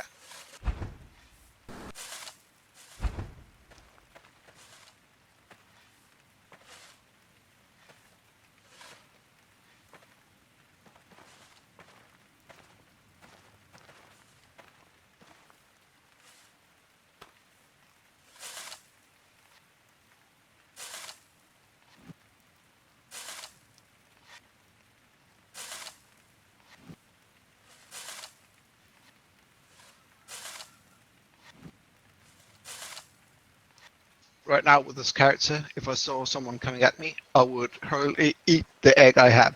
I did think about that before, and I was like, what would I do with this locket that I've got on me?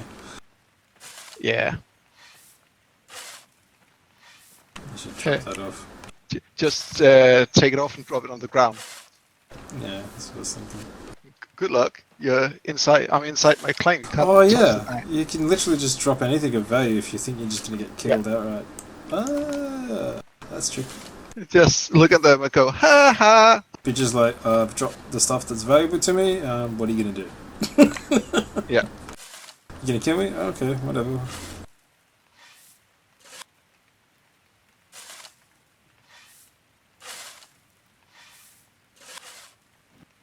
Kill me, and then I log in with my other character, who then pelts you with crossbow bolts. Yeah. Okay, now it's dark.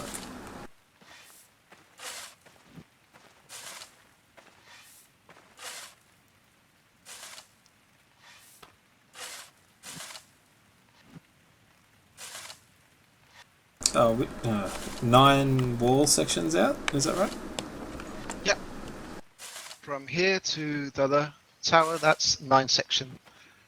This is the tower. So you're standing under number 9. Oh, okay, so these 4 here. These 4 here, yeah. We're already burying one of the bags I dropped. The markers, yeah. Excellent.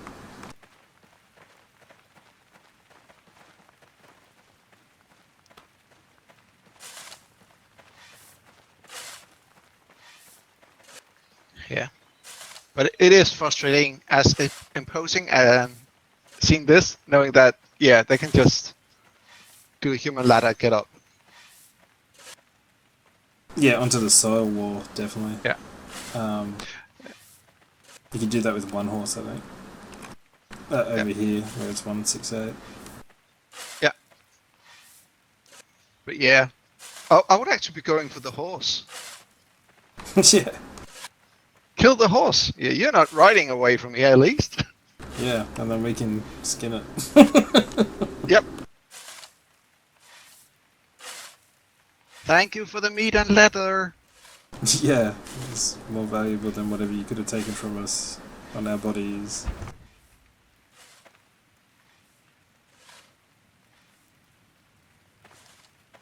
Well, the locket I lost, I'm a bitch. Then again, I guess they sort of owned that one, and I just kept them from the last time.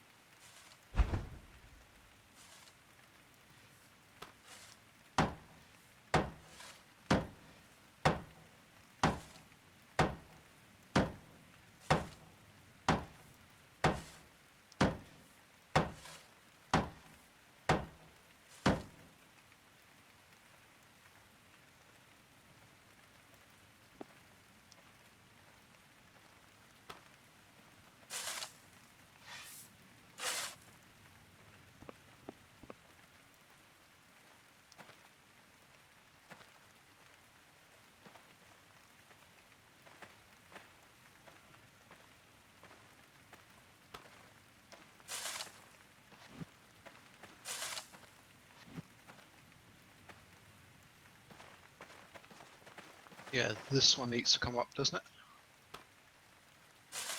What? Oh, for the Yes. thing. I wasn't Yeah. paying attention. Yeah, I think so. Yeah, that's the diagonal. That's the.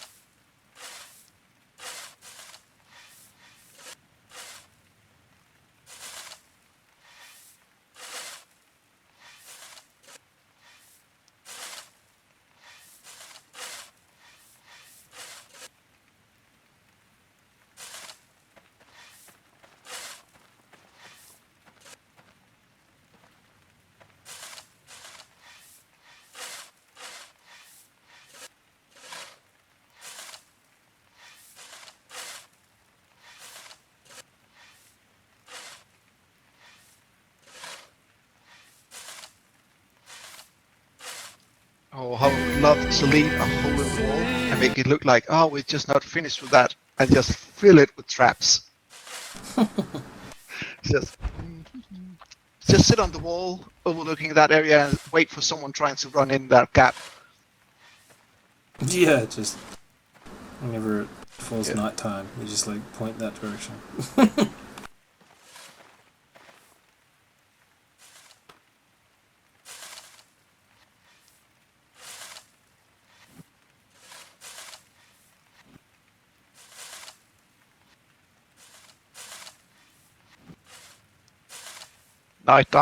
Nighttime, daytime, anytime. Just try and lure someone into it.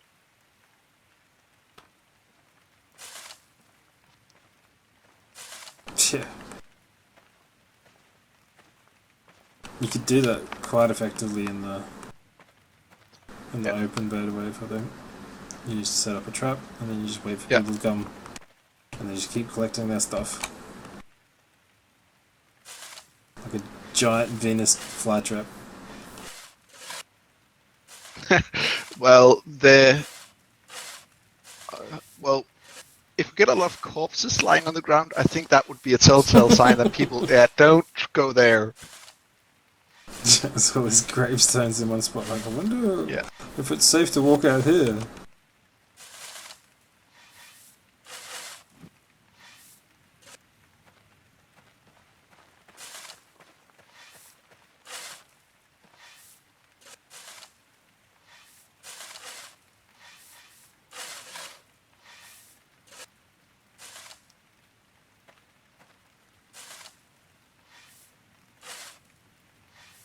Back when online video was a different shape, searching for videos on YouTube relied on, well, honesty, really.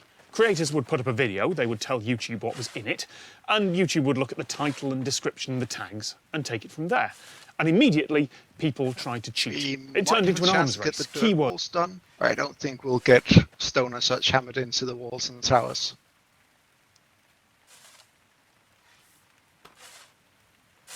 Before the end of this round. Yeah.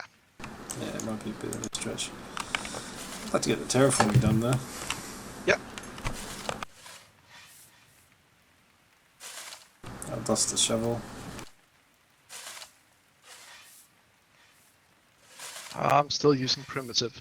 Not as fast, but slow and steady does it. And I can actually feel that he's gone up in artisan. Yeah, okay, that's cool.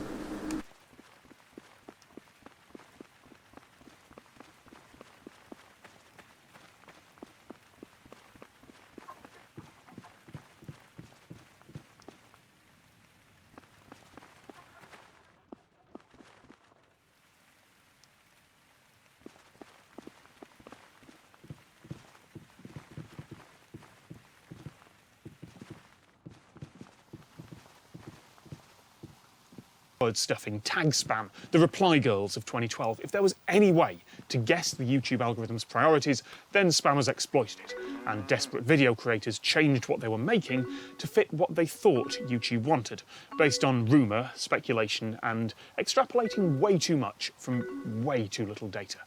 So recently, YouTube has just kept quiet.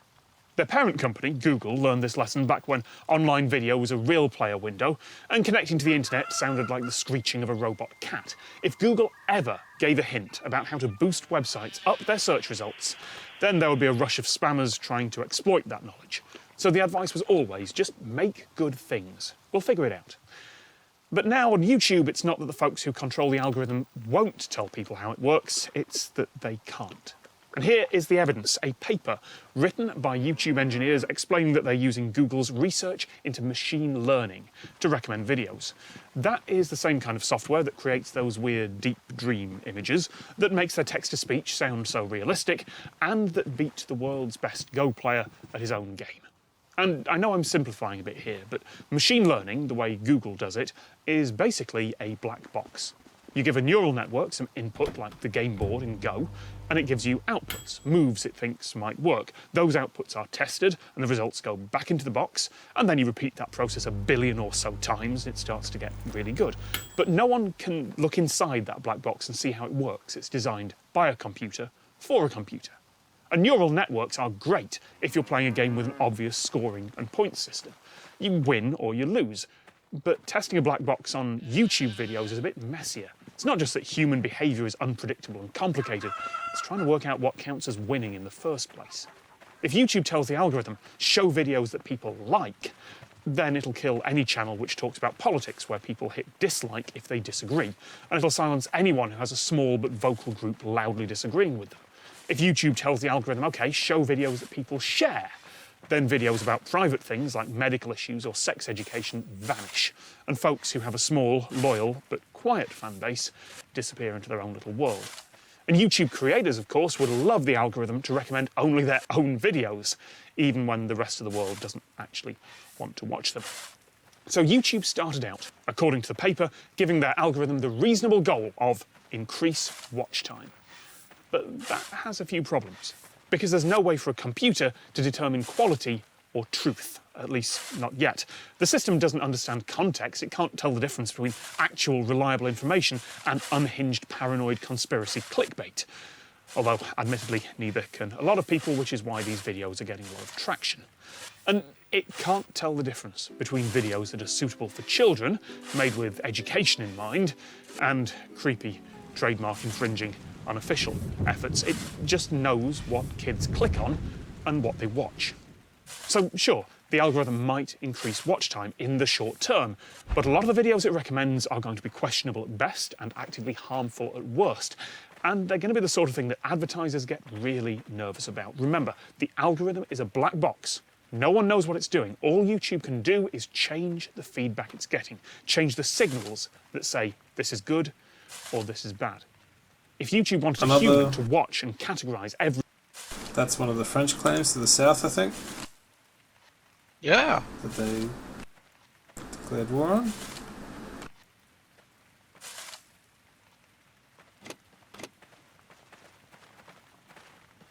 Right. That corner's done. This corner next.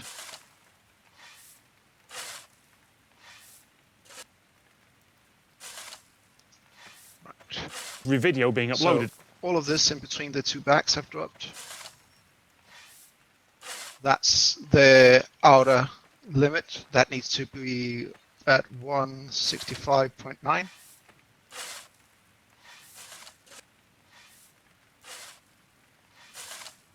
Oh yeah, I see what you mean.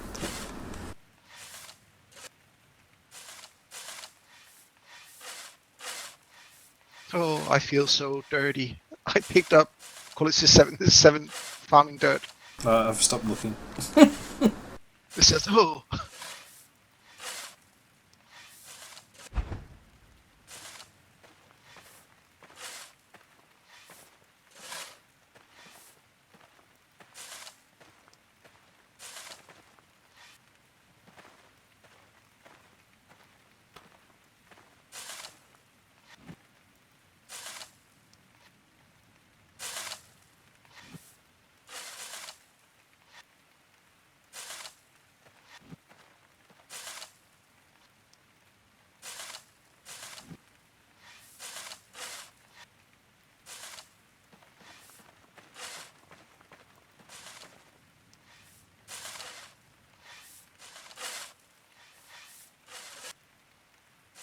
as safe or unsafe in real time, they would need about 100,000 employees working shifts around the clock. Plus, that would expose them to legal issues. In most of the countries where YouTube has an office, if you let an algorithm do the filtering and then manually step in when you get a complaint, you're legally fine.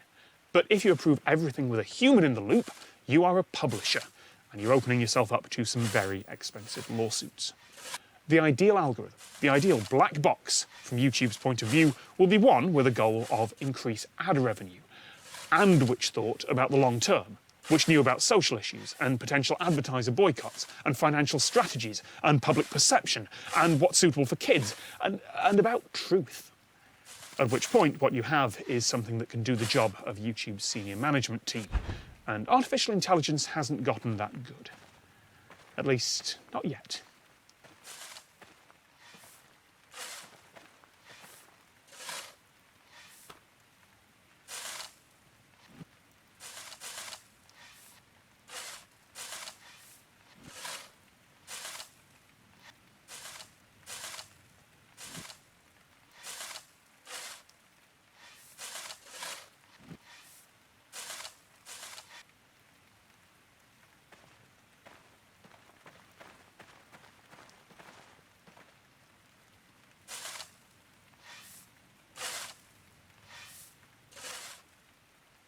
Who first put 2 feet on the top of Mount Everest? Sherp Tenzing, Oh dear. Edmund Hillary. So what you're saying, they hopped up there? Cliff Richard. Amazingly, we didn't guess you might say that. Does it mean someone put an extra rock up there, make it 2 feet higher? They made it 2 feet higher in a very extraordinary way. How high They is... raised it from the bottom. 29. That would be laborious. Yeah. How high is Mount Everest? 29,028 feet. You're absolutely right down to the last foot. Since 1955, that has been the accepted height of Mount Everest. It used to be 29,002 feet. Exactly. But this is very good. But The applause and what's my line? it was we're getting warmer. I think it's a man. Let's see whose house it is. So it's Radhanat Sikdar was a mathematician from Bengal who was the first to identify Everest, which used to be known as Peak 15, as the world's highest mountain. And this was in 1852. He used a theodolite from 150 miles away, and he measured it to be exactly 29,000 feet. Exactly. 29,000. And he thought no one would believe him. They would think he just rounded up and said, oh, it's about 29,000, you know. But he really, and so he was so annoyed by the fact that it was exactly 29,000, he added 2 feet so that it looked as if he was terribly precise. Right, yeah. So he was quite literally the first man to put 2 feet on. Yeah, silly question, I grant you, but it elicited the fact that you knew the 2 heights that were known of Everest. Yeah. And Most they will get you work anywhere in the world, those 2 guys. You can travel anywhere and just say, I know 2 things about Everest. And George Everest, who was he? Why was the mountain named after him? He kept changing his height. He was the Surveyor General of India at the time it happened. In his honour, they called it Mount Everest. But even though it's named after him, it's still wrong to call it Mount Everest. Why would that be? It's not a mountain, it's a hill. No, it is. If anything's a mountain, I think we can say it is. No, we shouldn't call it Mount Everest because he didn't pronounce his name Everest. He pronounced it Everest. Everest. It should be Mount Everest. Yeah. I think. Give us your fucking money, cunt. Come get it. Okay, you call my bluff.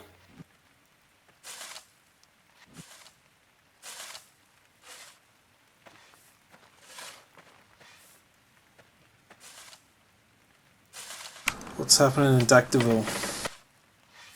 Don't know. Lift. I started creating a custom map. I've got a lot of work to do. You're making a custom map now. Yeah. You just join this one. It's got everything. No, I want to do my own. Noob. No, it's mine. I can do what I want with it. Put heart and soul into it. I'm not gonna have tides. That's batshit crazy. Yeah, man. It's so good. He's playing bloody Steam Hammer. He's not even playing Lift. He's offline. Not on here. You got 2 characters. 2 accounts. He's multitasking like a noob. He's trying to do dev stuff in Steam Hammer. Ugh. The usual cheating stuff.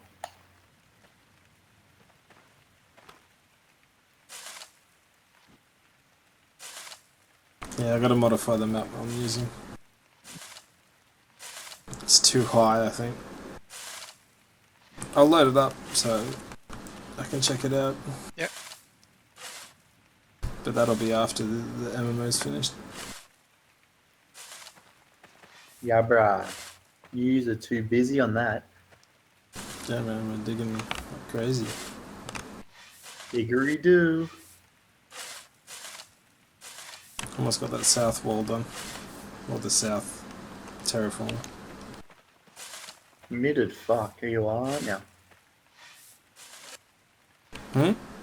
Committed, mate. Yeah, like in a mental hospital. Crazy way.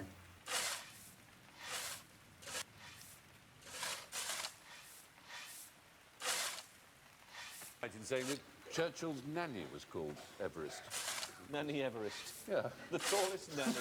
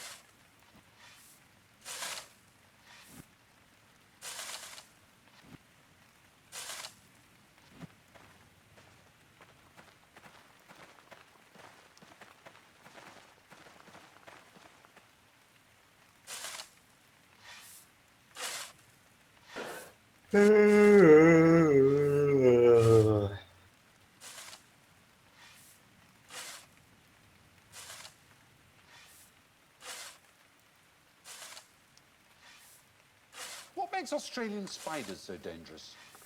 It's their cunning and their organisation. And the fact they're willing to put the man-hours in. They will stalk you for weeks. They'll look for patterns in your behaviour, and they'll strike when you least expect it. Just as you're hovering over a poorly bee, holding a shoe high, that's when they'll come and bite you in the bum. You mean the spider is working with the bee? Yes. The bee is saying, there's not much longer left for me, but you can have a bit of fun here. Come on.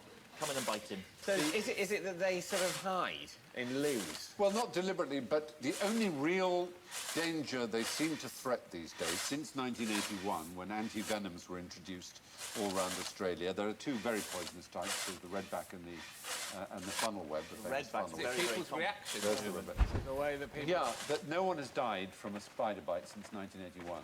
No one in Australia. But people have been in accidents, which have been fatal, some of them, and some have caused enormous damage from spiders that have dropped out of sun visors in cars and fallen on the people, and they go, "Ugh," like that, and then crashed. So that's their danger now, oddly enough, not their venom.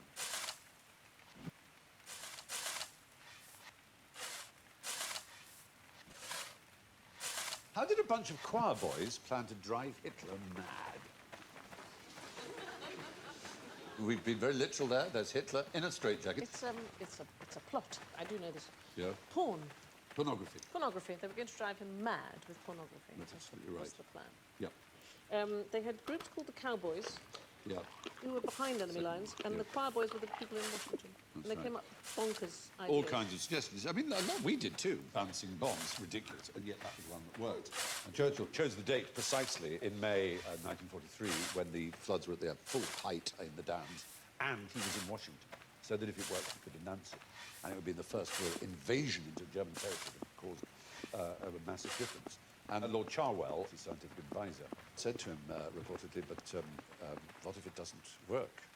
And Churchill said, then no one will ever hear anything about it. And that's the point about these mad schemes. There were all these kind of, really zany plans, but most of them we don't know about, and a lot of them were covered up, and probably we never will. We know about the ones that work. But this is one that didn't work, but we do know about. Wasn't it? It was smut. They were going to drop Basically, pornography. smut all over Germany. Well, particularly to drive Hitler mad over Berchtesgaden, where his residence. So leaflets were going to cascade down. And it was going to drive him mad. Absolutely. The US Army Air Corps described it as insane and refused to do it. But it did have an important role to play, pornography. And, of course, these were ones that the Germans dropped on the Allies, because they did the same thing. Germans and Japanese. We didn't have much of a porno war effort in Britain. We were squeamish, the senior officers. One was quoted saying, would rather lose the war than take part, which is extraordinary. Air Marshal Sir Arthur Bomber Harris didn't approve, said that it was just like sending them free lavatory paper. What does it say about our troops, that the German troops were willing to drop the pornography, and I was like going, no, I'm not giving it away. Keep I it, like to Frank. think it was a more decent reason than that, Johnny. We'll sell it when we get back.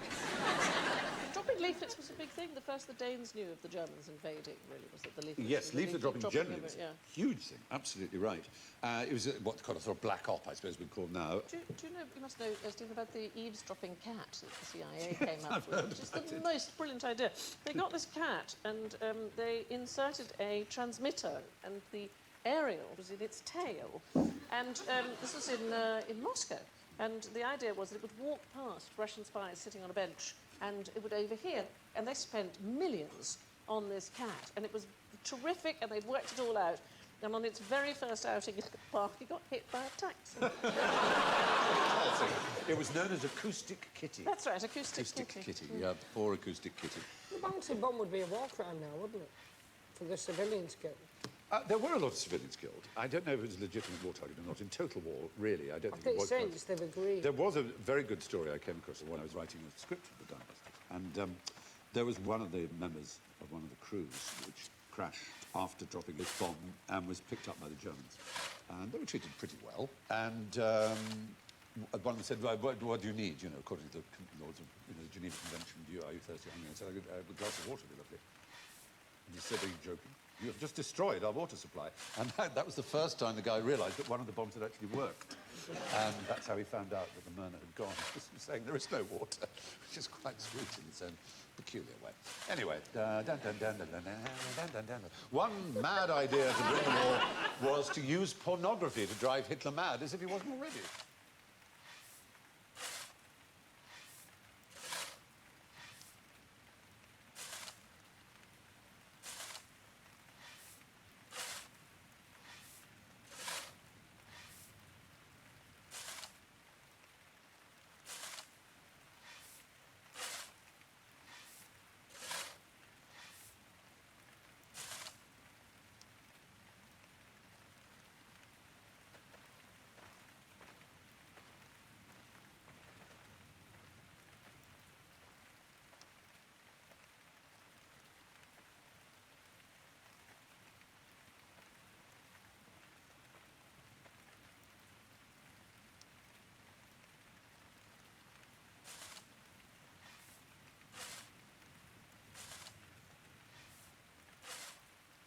Hi everybody, welcome to week 54 of Fallout 4 Mods Weekly. Friends, I'm glad to let you all know that this week a mod came out for Fallout 4 and it was better than its Skyrim equivalent. My god, what a time it is to be alive. Fallout 4 modding is no longer a child, friends. It's a grown-ass adult. It's paying taxes and shit. Not really, but it's maturing. And that's great news. And I love bringing great news. That's all I have to say. Roll the intro!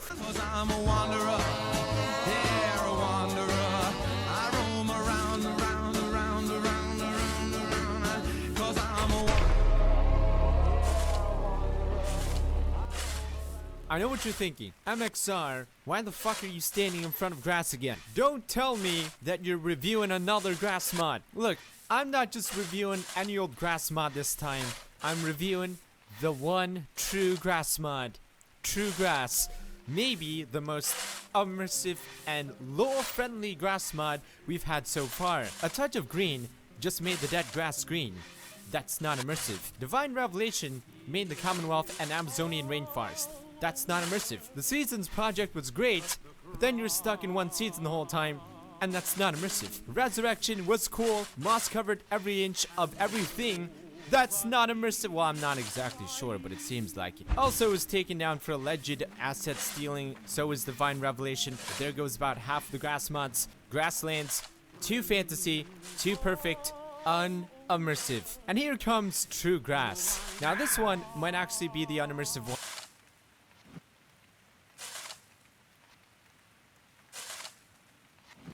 To a lot of you, depending on what sect or denomination of immersion you follow. But to put it simply, it combines the most reasonable aspects of the most extreme immersion school of thoughts. On one side, people think it should be overgrown and green. On the other side, you have the Bethesdian Todd Howard school of thoughts, where everything should be dead. The grass is overgrown, but not as mossy or ridiculous as Resurrection. There's enough diversity in flora, so it's not too fantasy-like like Grasslands. But it's not so diversified that it lends itself to a specific season, like the Seasons project, and is general enough for just general all year round gameplay. No trees are added, so it doesn't feel like an Amazonian rainforest like Divine Revelation. So whether you're far right side where Todd Howard's like everything should be dead, or to the left, we were all like, have you seen Chernobyl? Do you know how fucking alive it is out there? I think we can all agree that this is the best of both worlds. No matter what school of immersion you follow, chances are you're still going to enjoy this grass mod. Are you building a brand new sniper character?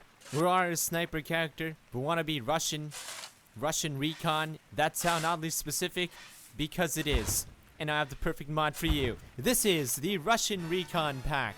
Mod that adds a brand new sniper rifle and pistol at the same time. The sniper rifle is the SVU, I believe also known as the Dragunov. I remember this gun from the various first-person shooters I played as a kid. In video games, it was always a sniper rifle that shot really fast, but took like 2 or 3 shots just to kill somebody. I never really liked the Dragunov, but at least it looks black and stealthy, which is why I downloaded this mod for the pistol, the MP443 Grach. Did I overpronounce the H? I probably overpronounced the H. I really like the animation that plays when you shoot it. Unfortunately, it only happens about once, but it's still pretty dope nonetheless. I love how it sounds.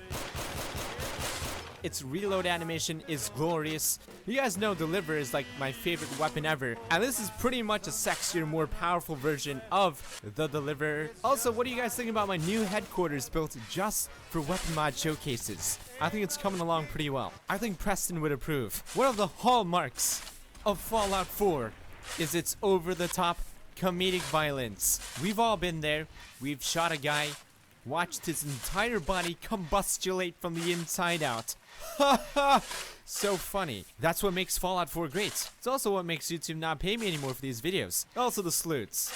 That's not a hallmark of Fallout 4. I made it a hallmark of Fallout 4. Wait, advertisers see this shit and be like, what?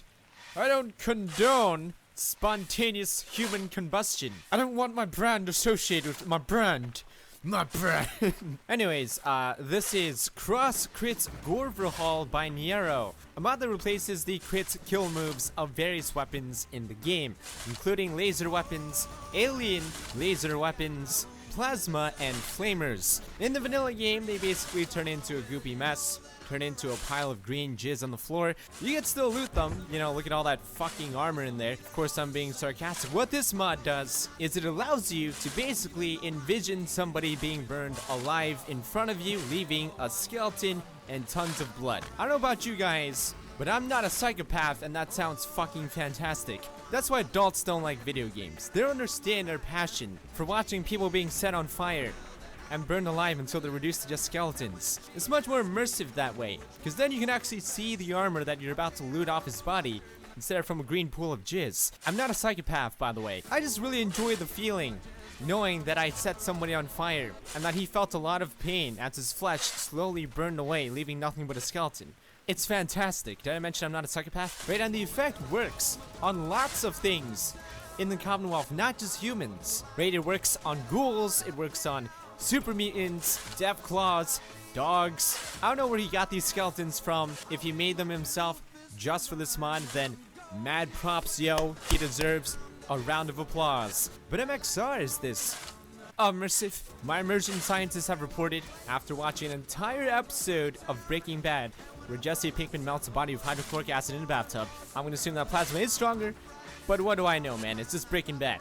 The armor mod this week is the Ashara Cyborg armor. I think I've expressed many times gonna keep the ramp as it is, so we're gonna push it how up. much I love moist towelettes. They feel really good. And also how much I love shiny things. This is going to make you and everybody else in the Commonwealth go blind all around it. from how glorious it is. It comes in every single type of metal that torches. you can think of on the top of your head. You can even change the lights going down your spine, which is oddly reminiscent of the Ares race of Fallout New Vegas. We've been waiting for that mod since Fallout 4 was not released. Before it was even conceptualized, right? Before it even existed, we were like, you know what? When Fallout 4 exists, we need the Ares race.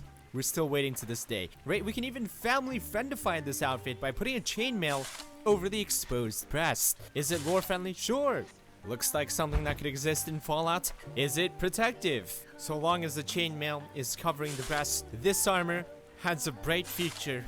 Are you ready to get your mind blown at possibly one of the greatest TV adaptations to a mod in a video game ever? Fuck yeah, you are. This is Fallout Who, and it begins at the root cellar, where you'll find out that you're not who you think you are. Nora, the sole survivor. Nope, you are the Wang Lord. I mean, Time Lord. You're the Time Lord. And get this pocket watch and a TARDIS key, whatever that is. Step inside. The first thing I thought was, wow, it's a lot bigger on the inside. That's what she said. On the show, that is.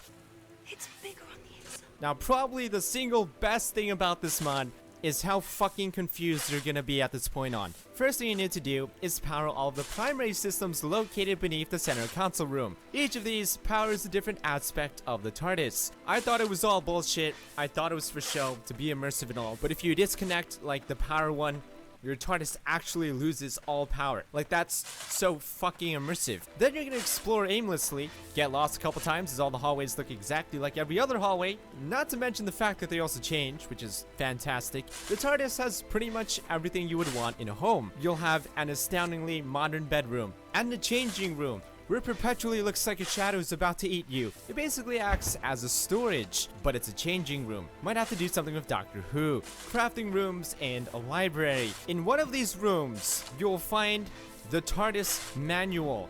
You'll never guess which room it is. It's a secret. Using this manual and a little bit of common sense, you might be able to successfully pilot the TARDIS. And it's pretty easy, right? All you need to do is activate the zigzag plotter, prime the helmet regulator, adjust the space-time throttle, set the locking down mechanism, and press the dematerialization circuit. Now at this point, all you need to do is activate either the synchronic feedback circuit or pull the gyroscopic stabilizer, the vortex loop, or the shield oscillators, depending on what's highlighted. Now at any time, right, you might come across a monopole turbulence, which you can encounter by mashing the atrosextant rectifier, and if by any chance you might come across some vortisaurs and reapers, you must, and I repeat, you must mash the Zyton crystals while tapping the synchronic feedback circuit. Failing to do this will result in the destruction of your shield oscillators, a decrease in Artron energy levels, and eventually the destruction of your outer plasmic shell. This is some fucking serious shit, alright? Don't fuck around here. If you fuck around, things will blow up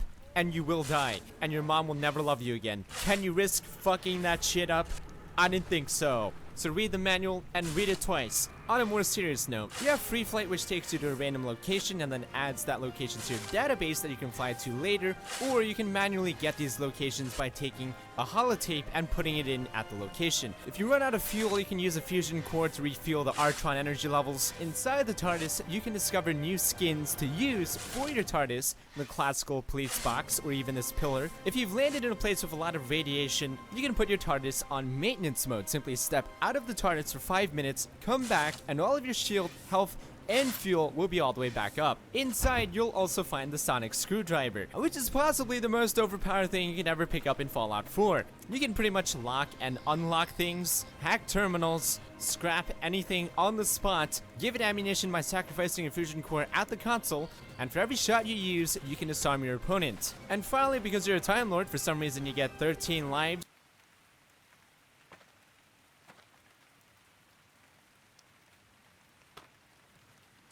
So if you get low in health, you actually enter regeneration mode, basically become a god for a while. You can actually literally create a brand new character every time you regenerate.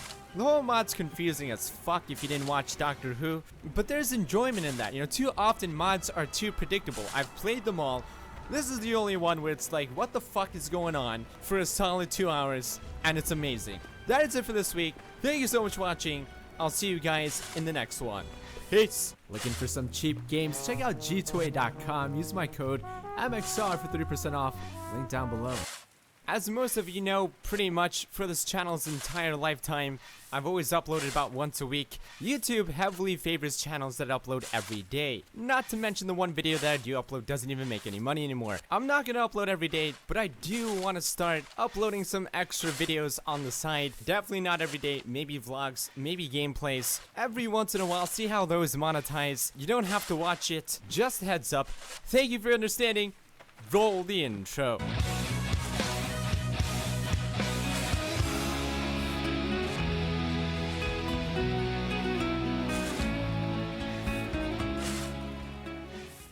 If you've been watching this show, your Skyrim is probably already beautiful. You're surrounded by lush, beautiful grass and voluptuous titties. What more can a man ask for? I'll tell you what, flowers. Not flower girls, right? Flower fields. I'm not gay, okay? I'm not gay. There's nothing wrong with a masculine man enjoying frolicking in patches of flowers. Mod that adds patches of flowers to select few areas in Skyrim. But MXR, are they lore friendly? Do tulips exist in Skyrim? Probably not. Are they immersive? Do tulips live in tundras? I'm not a botanist, but I'm gonna say no. This mod works fabulously with other season and grass mods out there, including my favorite grass mod, Verdant, Ezio Winter Edition. Not like that makes any sense or anything, but Summer Edition probably works a lot better. But you know what would make this field look even better than how it looks already? Walking mushrooms. No, I mean Pinot, no offense, you're actually a very attractive looking mushroom. Rabbits! With the mod Rabbits of Skyrim, a mod conveniently released at about the same time, gets rid of the vanilla ugly bunnies, adds 27 brand new variants of his own, higher quality bunnies, to complement your newly added flower fields. Now I know what you're thinking, MXR, this ain't no Hello Kitty adventures, bitch. Alright, first of all, calm down with the language, Jimmy. What happened to you? Second of all, I don't see Hello Kitty anywhere. And third of all, do you have something against Hello Kitty, bitch? Pretty minimum performance loss, such accents, much variety, so gay. Wow. Next up, we have a follower mod by the name of 2B from the video game Nier Automata.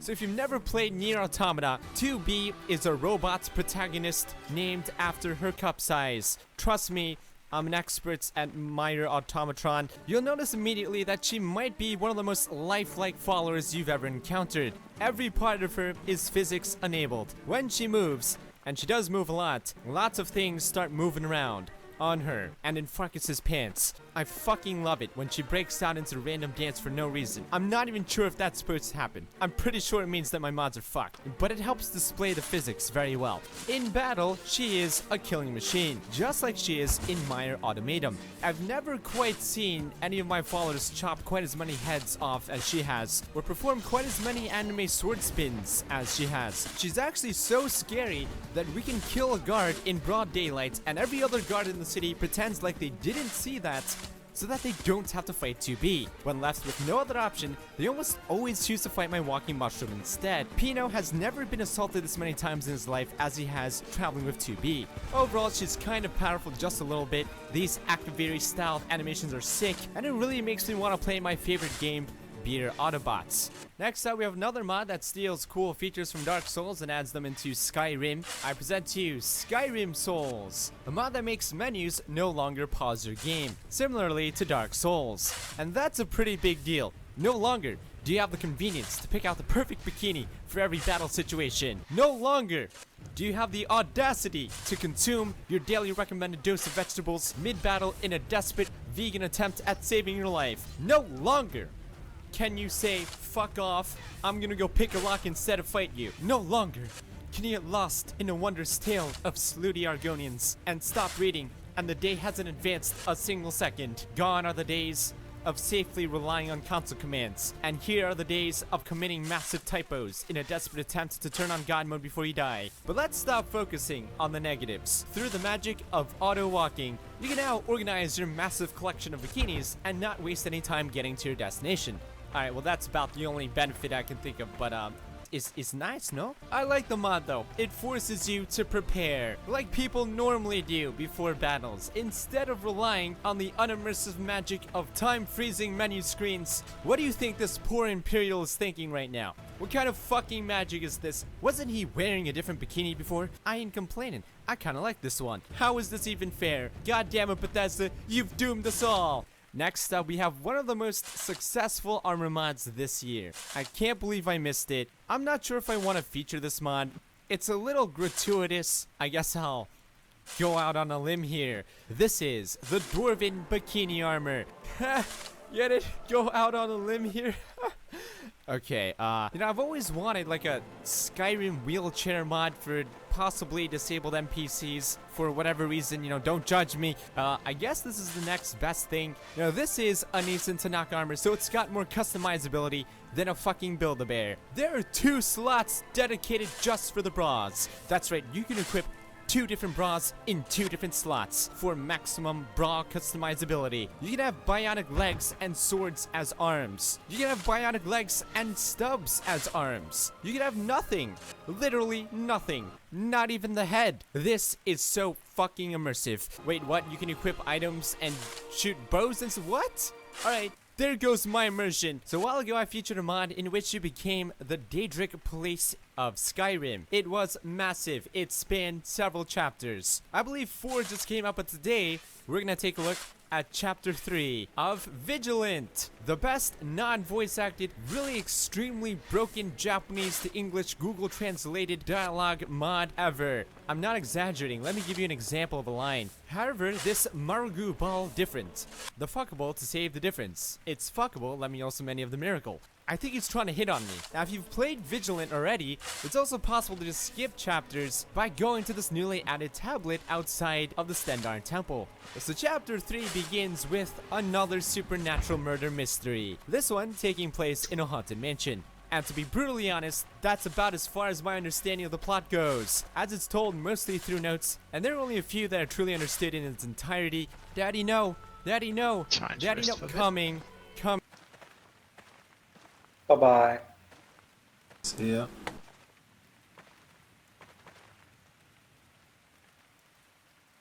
Well, I was talking about my character, but okay. No, fuck off. You just said you're going. Oh, you're saying goodbye. Nah. Maybe.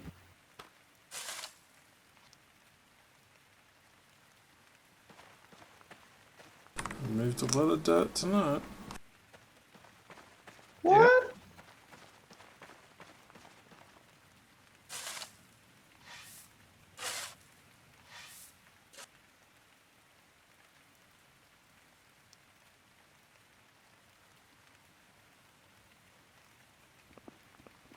up to a fucking hurricane and still play your games. They were ugly, horrible games for the most part. And they're great games. You can count the number of good Nintendo 64 games on one hand. Star Fox 64. Star Fox 64. Mario 64. Yep. Ocarina of Time. Yep. Give me a moment. I can think more. Mario Party. Mario Party. Fuck off! Fuck you! Mario Party was great. Mario Kart.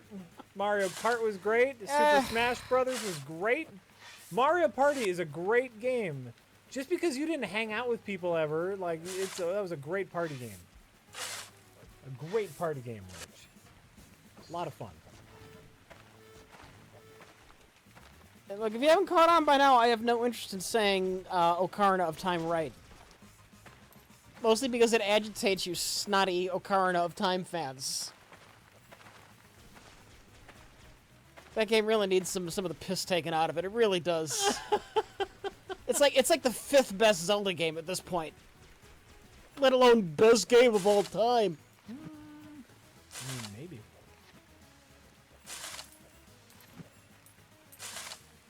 Look at that. Oh, that's fun. That is super fun to get around it. Whoa.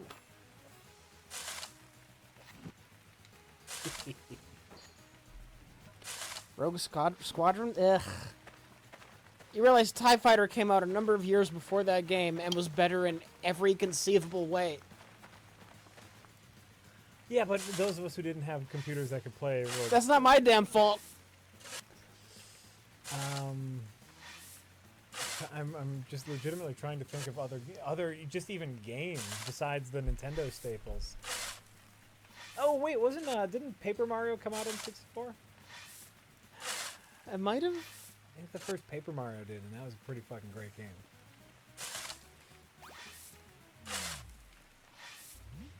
Look, the lineup, no matter how you slice it, the lineup for the Nintendo 64 is not legendary.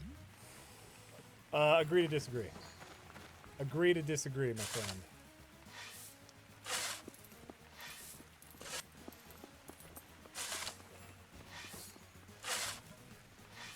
Talk about how much I love the new Star Wars trailer? It was alright. New Star Wars trailer was alright. Ain't got nothing on that Thor trailer. Fuck yeah, that Ragnarok trailer filled me with hype. I didn't even see the second one, and I'm excited about Thor Ragnarok. Right? Yeah. Like I almost want to rewatch Thor, and those are boring movies. Whee! Look at that. Can I brag right now? I'm gonna take this time to brag. Rich, I not only can you, I want you to brag. For completely calling Luke's motivations a year and a half ago. I saw you showed me that. What video was that on? So people can check that out. I forget what the name of the video was. It was one where me and Mike were predicting The Force Awakens.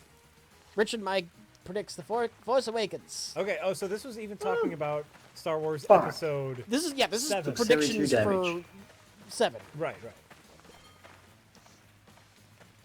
And Luke, guy's last Jedi. I said he's the last Jedi. I said the last. Your own.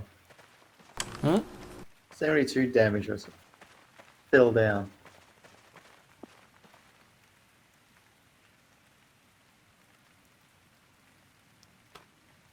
That's quite a bit. Last Jedi are words that directly came out of my mouth. And he's not gonna be interested in this whole Jedi thing. He's gonna want it to fade away.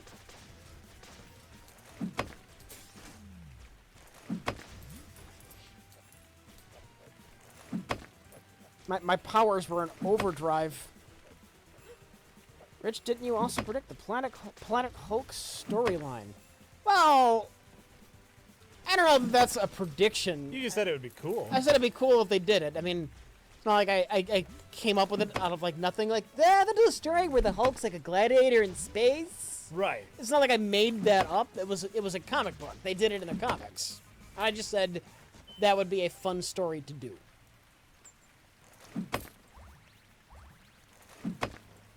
That's how you make a fun Hulk movie. Right.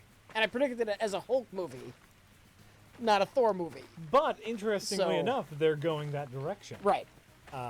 You just remembered that as a fun story and happened to mention that, and they happened to be doing it. Unlike calling that Luke would be the last Jedi, or at least want to be the last Jedi. Rich, predict the Powerball numbers, please, right now. What do they go up to? What does Powerball go up to? Chat, tell me what Powerball goes up to. And 7 numbers. It's like 6 and then the final one, or is it 5 and then the Powerball? I don't play Powerball. I have no idea. I'm totally willing to do this. But I need an accurate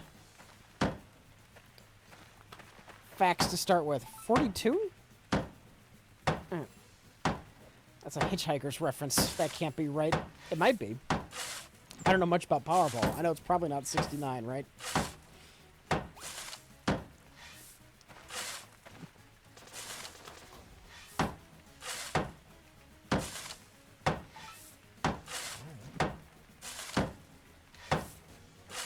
Alright, 6 numbers.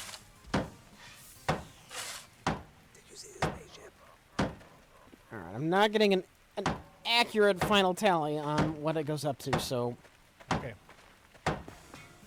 let's say it's 60. I'll say the highest is 60. I don't really know what they go up to. You can't do this without the full information.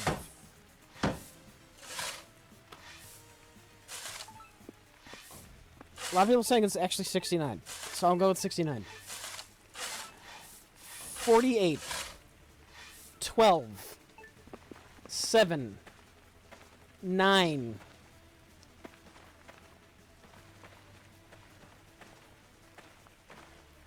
49, 17. That's 6? Okay. There you go.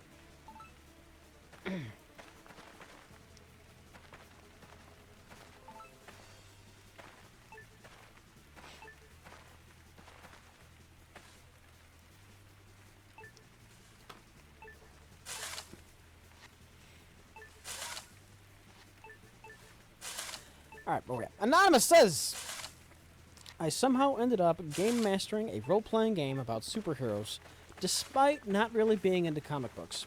Any street level, or at least not crazy space stuff, comic books you can recommend? It's like, are we talking any era? You just got back into comic books? Well, I don't know if they're just, it could be they're just looking for reference material. They're being a dungeon master for a superhero role-playing game. And they want to know if we can recommend anything. Oh. And the question is, has being a game master caused you to be interested in comic books? You just want to know what is out now that you want to read? Or are you just looking for older classic examples for reference for your game? I'd assume older classic references for references. I've always loved me some 80s Spider-Man. That's fine. So Roger Stern's run as writer on Amazing Spider-Man. You got, for street level, Frank Miller's Daredevil.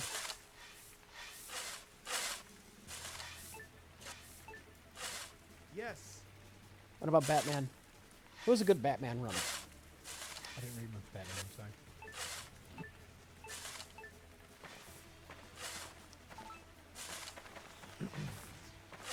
I did not read much Batman. I could recommend like The Dark Knight Returns, but that goes above and beyond street level near the end. Dark Knight just gets crazy. Someone in the chat's recommending Watchmen. You know what? It's good. I think we've had this conversation before, where you need a background in superhero stuff before you can watch or before you can read the Watchmen. If you're referencing being, just for being the DM of a superhero game, the Watchmen might be a bit too deconstructionalist, Right. The Watchmen is too busy trying to subvert your knowledge of superheroes. That's exactly what the problem is.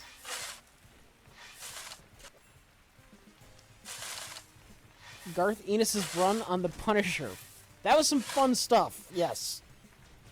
Hey, guys, we're going basic here. Basic. What's wrong with this run on The Punisher? How's that not basic? Oh, you know what? Oh, I'm thinking more. What did you have? Preacher? What do you think? Thorn? Oh, yeah. That's what I was thinking. Where it's like, yeah, it's kind of basic, but not really superhero-y. Well, there's two wildly different tones when it comes to Garth Ennis and the Punisher. Okay. When he first started doing the Punisher, it was dark comedy. It was very whimsical, though. It was humorous. Oh, yeah. And Wait, can then you the pave second on top half of of his paving? run, he started doing Punisher Max. It was Not stuff unless like you put another Blood. layer It was on. very dark and serious. Or regular stuff on top of So it. same And writer, then you can pave on top of that. but I swear it's two glitched it wildly then where I just different paved on top feels. of paving. Yeah. That's very interesting. Nah, it would have been taken away. I swear I did. Like that's why I was hell confused just then. But like his earlier stuff on the Punisher, like he had like the Punisher in a zoo. Oh, okay. He Actually, killed no, somebody never mind. with a It's polar normal bear. stone underneath. Fucking look like that. Look like pavement. I think he just punched the polar bear and had it attack someone else. It was something like that. Sure. False alarm.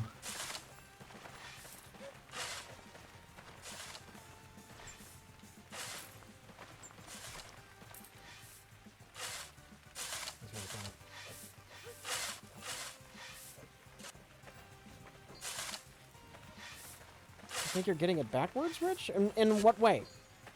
Garth Ennis' dark humor stuff was the stuff he did with Steve Dillon. That was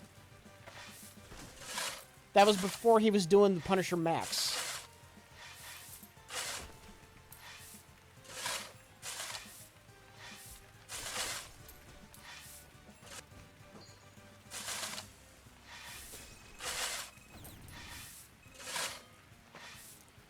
Good basic Batman might be Long Halloween. That's not a terrible suggestion.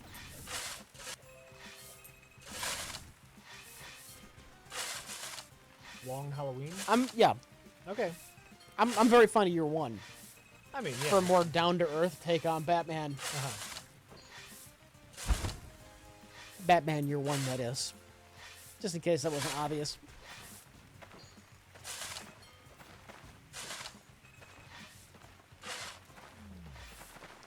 I think the polar bear thing was later in the Max run. Ah, I did a lot of work today. Are you sure about that? I thought that was one of the Steve Dillon issues.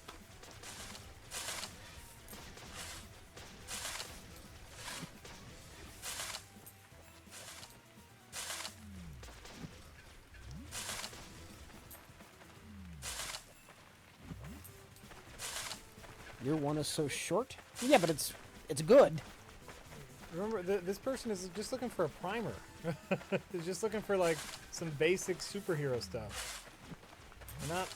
But street level heroes in general, you got Punisher's not bad. Definitely Daredevil and Spider-Man, and sometimes Batman can be a bit global and insane. Yeah, it depends on which Batman you're Right. Right. It's a lot of ifs. Like sometimes he's beating up Superman. Look, he just outwitted Darkseid on Apocalypse.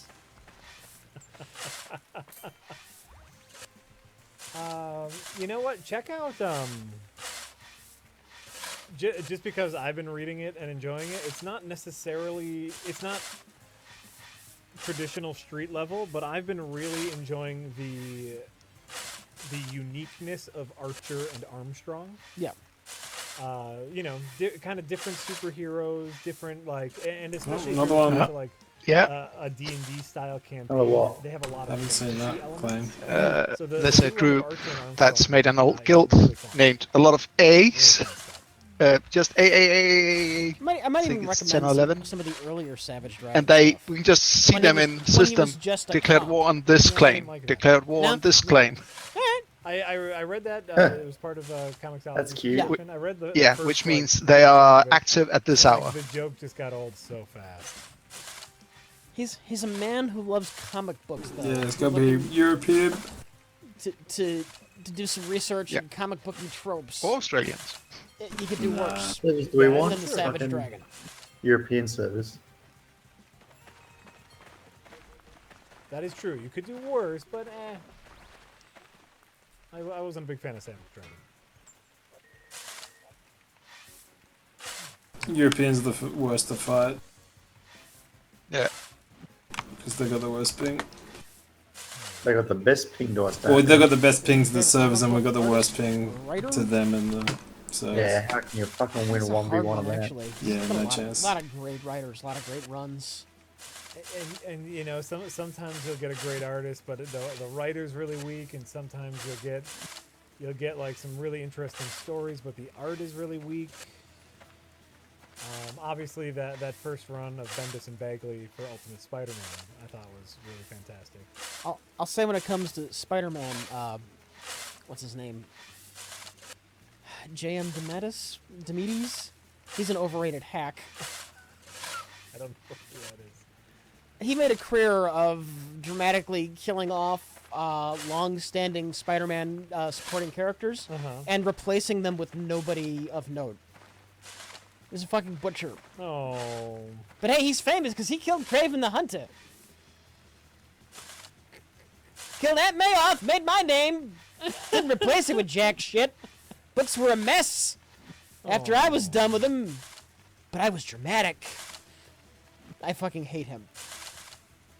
Killed off Harry Osborn, now Peter Parker has no friends in his social life. But I'm a good writer. But trying to look up names here of people.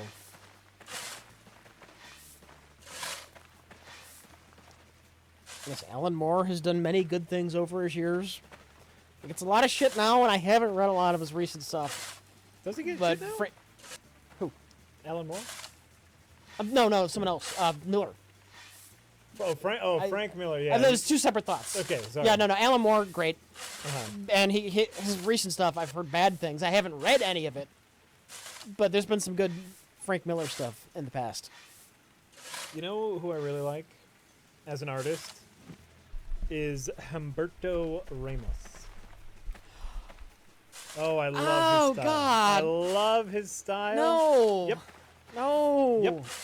He did some Spider-Man. He did the first run of Who the just fucking shot at me? Marvel. It's you know why? It's a little bit gummy. It's a little bit cartoony, and I love him. Humberto Ramos. I love his style. I'm a super fan. Brian K. Vaughan?